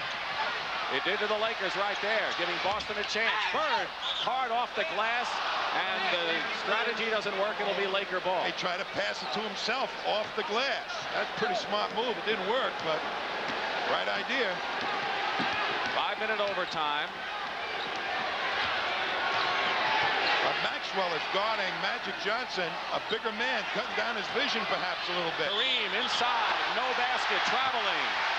Traveling called against Kareem. Each team has 2 timeouts in the overtime period. And on the 4th foul, it's the penalty. Those are the overtime rules. Still 113 apiece. Boston controlling. Bird looking for Maxwell inside.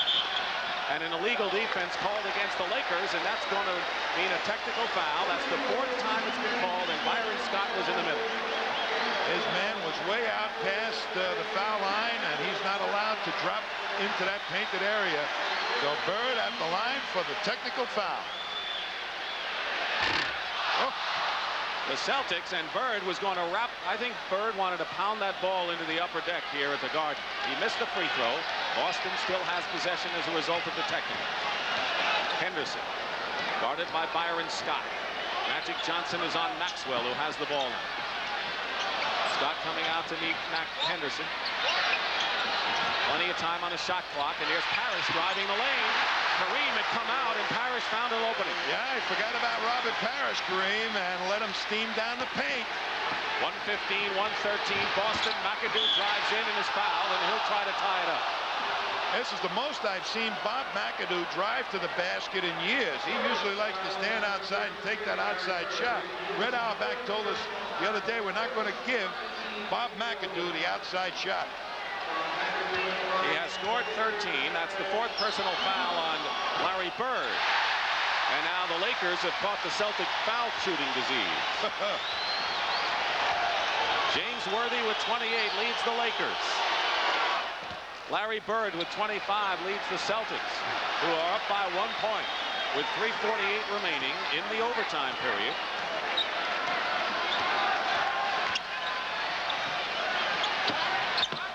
They go once again, they go inside to Maxwell, and they lose the ball. Turns it over to the Lakers. Well, Henderson was wide open. Maxwell, the 2nd best passer on the team, throws a poor one.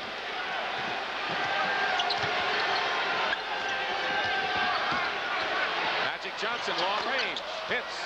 He said, Pat Riley, forget about Kareem. They're backing off. I'm taking the outside shot. So the Lakers lead by 116 to 115. And Magic Johnson is 25 points now. Henderson working against Byron Scott, penetrating inside, and he's called for the offensive foul. Henderson on the offensive foul turns it over to the Lakers. The Celtics persist on driving into that packed, painted area. Blue jerseys all over the place. The foul story, McAdoo, 1 from a foul out, the others with 4. The only ones in real foul trouble are the ones with 5 right now. Magic Johnson, unless we go into 3 overtimes, and we might. Kareem feeding Magic Johnson. Does he do that so well, that inside pass? Well, Maxwell just forgot to stay with him. And Kareem will get it to you when you're open. So now the Lakers have a 3-point lead, which matches their biggest lead of the ballgame. This is one of their finer plays. And Maxwell looking at Kareem lets Magic go by, and the alert Kareem makes an easy pass. And a timeout called by Boston. They have 1 left in the overtime. Here's to good friends. Terrific reunion. Yeah. The last time we were here, we made history. Tonight is kind of special. I stole that ball. I made the pass. I made the shot. Make that shot again, we'll buy you a loan, Rob. The beer will pour. Must say something more. Hey, what can I tell you? We still got it. Never lost it. Let it be low and brown. How come we're hiding in these bushes, boss? To catch them illegal distance balls. Dimwit, let's go! All right, hand over that there hot ball. Hot ball? Oh, no, Sheriff. It's the even longer top flight. And a higher flying Top Flight XL. The longest balls. The new Top Flights. Anything longer must be illegal. By the way, Sheriff. Yep. What's your handicap? Him.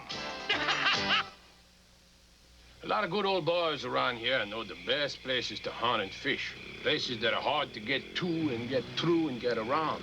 That's why they got the original, the Honda ATC. The ATC will get you through water, it'll get you through swamp and mud. The fact is, the ATC works so good down here. There's a story going around that Mr. Honda used to live on the bayou. Everybody know he lived up by Shreveport.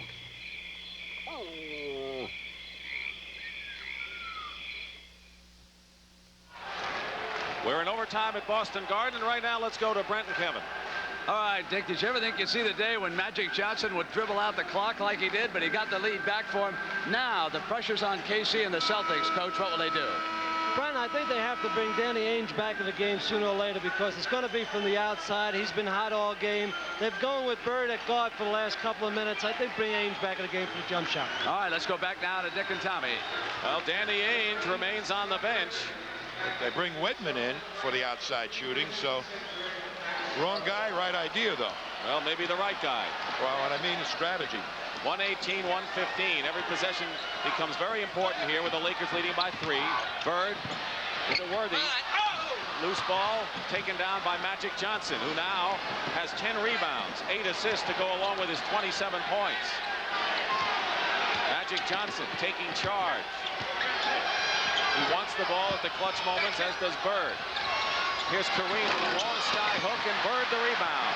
Loops it out to Henderson. Henderson drives in and is fouled and gets the basket.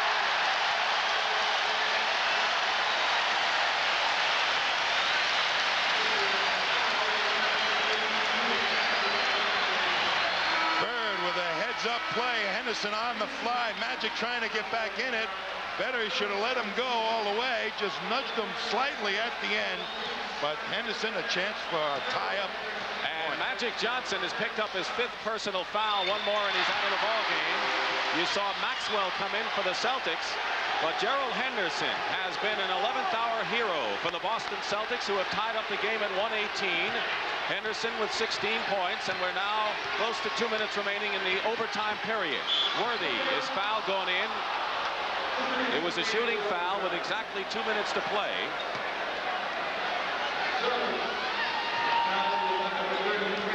Jamal Wilkes coming into the ball game. Larry Bird with his 5th personal foul.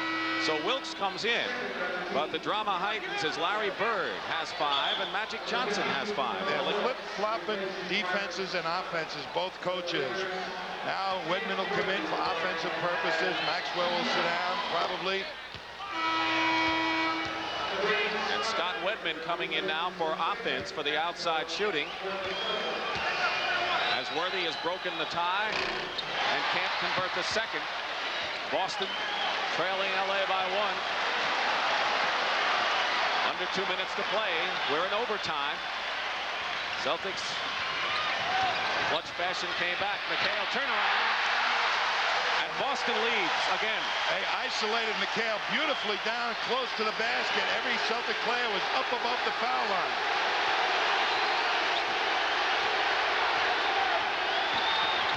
.120 to 119. Boston leading Los Angeles. Game 3 will be Sunday, 3:30 Eastern on CBS. Here's McAdoo left open, and he gives the Lakers the lead. They go back and forth, and this game is turning into one of the memorable playoff games between these teams. There have been many. Parrish loses it. He could not control the high pass, and now the Lakers with the ball and a 1-point lead. You watch the clock in the lower right-hand corner.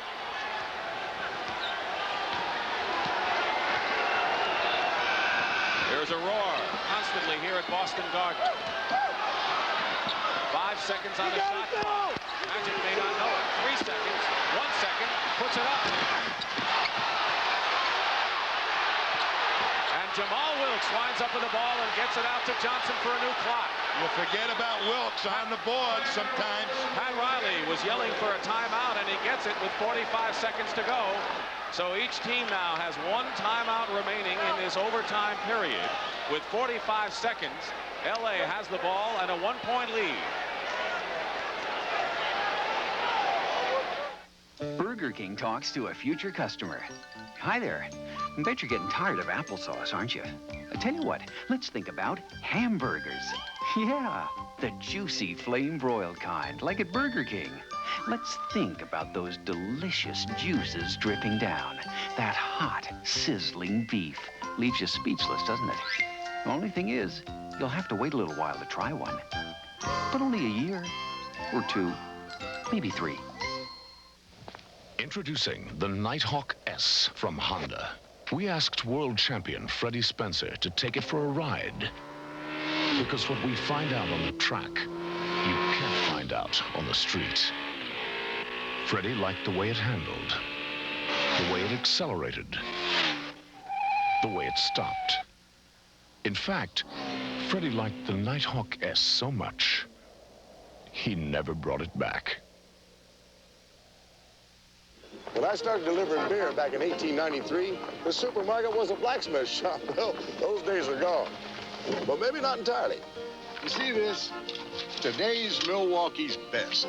It's got a smooth, old-time taste. Old-time quality. And a real fair, old-time price. Milwaukee's best. It's just the kind of deal that his great-great-granddaddy would have loved.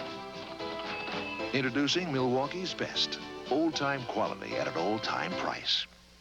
And this tense battle is turned into a test of wills between the best 2 teams in the NBA. The Lakers with a 121-120 lead over the Celtics, who won 62 games, the best record in the league. The Lakers in the NBA Championship Series for the 3rd consecutive year would like to take a 2-0 lead back to Los Angeles. In the regular season, the Lakers won both games, so the Celtics are looking for their first win of the year against Los Angeles. 45 seconds remain in the overtime period. 19 seconds on the shot clock. They changed the defensive matchups to Celtics. Henderson is guarding Magic Johnson now instead of Maxwell. And Maxwell's got Wilkes. Defense crucial here for Boston. The Lakers looking for a 3-point lead if they can, which would put a whole load of pressure on the shoulders of Boston. Here's Wilkes. Maxwell on him. They get it to Kareem with 6 seconds on the shot clock. 5, 4, 3, skyhook. Loose ball and a foul against Los Angeles. With 25 seconds remaining in the overtime period. Let's see who it's on. James Worthy, apparently. And that's number 3 on Worthy. They put the clamp on Kareem down in that low post, made him take a tough shot. And then the ensuing rebound, Worthy over the back of Bird, I believe. And a timeout called for by Boston, and that's their last timeout. Experience Mazda. The first thing you notice about the Mazda RX-7 is its sleek, slippery styling.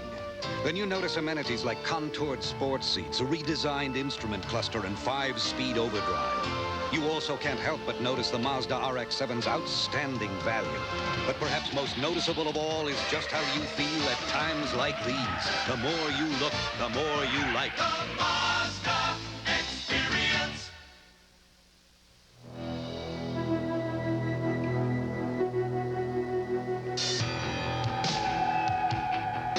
The first thing you learn as a professional photographer is don't take chances. It's just not worth it. I'm talking about the paper we have our pictures printed on. Kodak paper. The overwhelming choice of professional photographers. We ask for it for our personal pictures, too. Insist on Kodak paper. Wherever you see this sign, don't take chances. Nobody looks at office automation quite like Wang. Other computer companies only see the pieces to the puzzle. Data processing, word processing, personal computing. But Wang looks at how all the pieces fit together and gives you one solution that fits everyone's needs. A total solution no other computer company can match. Bringing everything in your office closer together is what puts Wang way ahead. This weekend, the long and demanding Congressional course will test a top PGA field when they play the 17th Kemper Open, starting Saturday on CBS Sports. With 25 seconds to go in overtime and the Lakers leading by 1, it's Boston ball. Is Larry Bird your man? He's 8 for 22 shooting tonight and only 38% shooting in the 2 games thus far. If I were Casey Jones, I wouldn't care. Get the ball in the hands of Larry Bird. But they're more than likely, if the Celtics do that, they'll double team him and force somebody else to take the shot. The next foul for each team will put him over the limit and force a penalty. Here's Scott Wedman from the corner. And now the Lakers call their last timeout. The Lakers call a timeout after Scott Wedman hits a clutch shot from the corner. Scott Wedman, who was an all-star at Kansas City and languished on the bench in Boston after being acquired by Cleveland. Not speed of foot, but a good outside shooter and a veteran, has given the Celtics a 122 to 121 lead. As you can see, there are no more timeouts for either side, but the Lakers have 14 seconds now to set up what they hope will be the winning basket.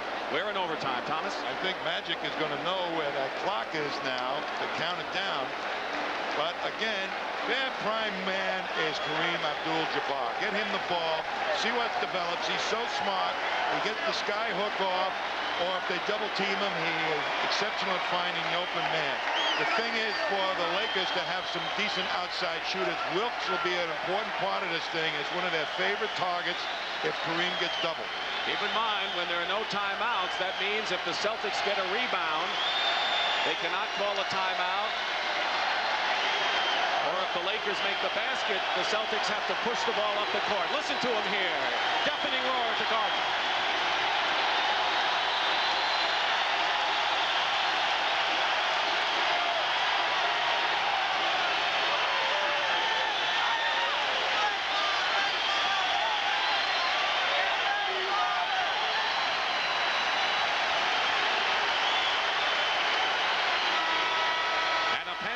Earvin Magic Johnson. This is a proud team. They've been champions 2 of the last 3 years. And it's no easy thing to inbound the ball the way the rules are stated right now. You can't toss it into the back court. You have to put it into the front court. The Celtics well aware of that, and they're pretty good on steal. They get 2 out of the last 5, but they're used to this. 14 seconds to go. Wilkes has it, 13. Loose ball, and the Celtics have it. And now the Lakers have regained the ball. Their ball was knocked away off of Larry Bird with 8 seconds to go, and LA gets another chance. Just as Boston had another chance in the waning seconds of regulation time. Lakers have 8 seconds. 122, 121 Boston. McAdoo. Steal. And the Boston Celtics, if they hold on, will win it. And there's a foul.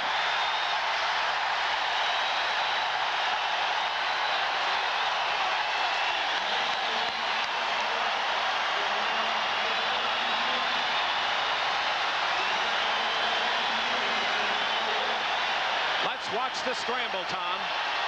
Well, I got blocked out, to tell you the truth. I don't know what happened. I'm seeing it for the first time. And here's Parrish, of all people, making a steal against Bob McAdoo. Now, Celtics end up with possession of the ball. The question is, does Larry Bird make the 2? Or does he hit one off the rim and let the clock go? Finch got caught with that strategy one time. 9 for 13 from the line. And Larry Bird, with 2 seconds to go, I think if you're the Celtics, you take the 3-point lead and say, beat me with 2 seconds to go on a 3-pointer. Particularly with LA out of timeouts, they got to take it out underneath the basket. It's a 3-point lead.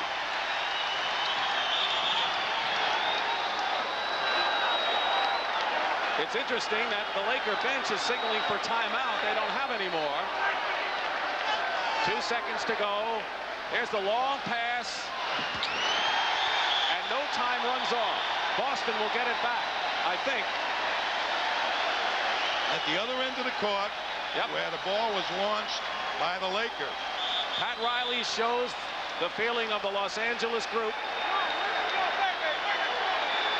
It was a comeback for the Boston Celtics that was improbable, considering the clock and the time. Gerald Henderson with a big steal. Overtime. Great defense. And that'll do it.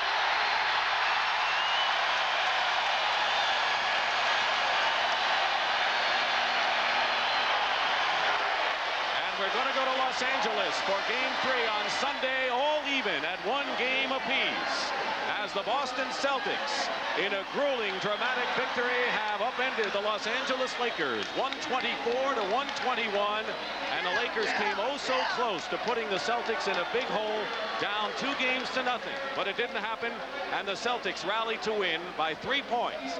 And so now this series, which everyone had talked about as perhaps going the limit, being a great clash between 2 of the proud teams in professional basketball. And now it looks like we have the makings of the terrific series that was anticipated. So with the score 124-121, Boston over Los Angeles. Right now, let's go to Brent Musburger.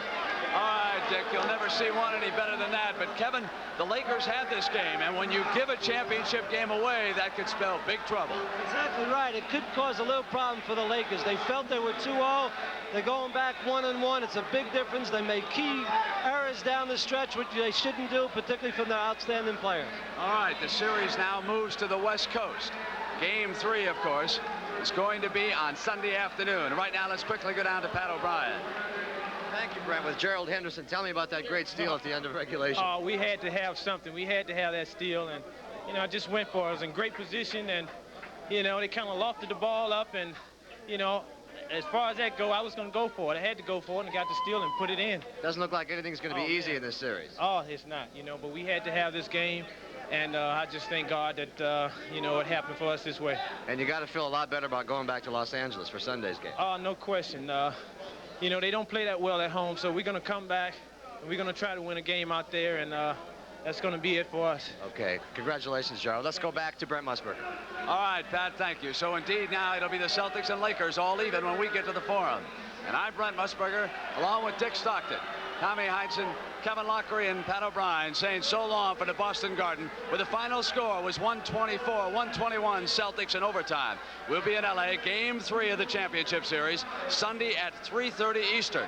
On Saturday at 2 Eastern, CBS Sports Saturday Special Edition has Game 3 of the MISL Championship between the Baltimore Blast and the St. Louis Steamers. Then at 4:30, it's third-round coverage of the Kemper Open Live. And coverage of the National Basketball Association has been a presentation of CBS Sports.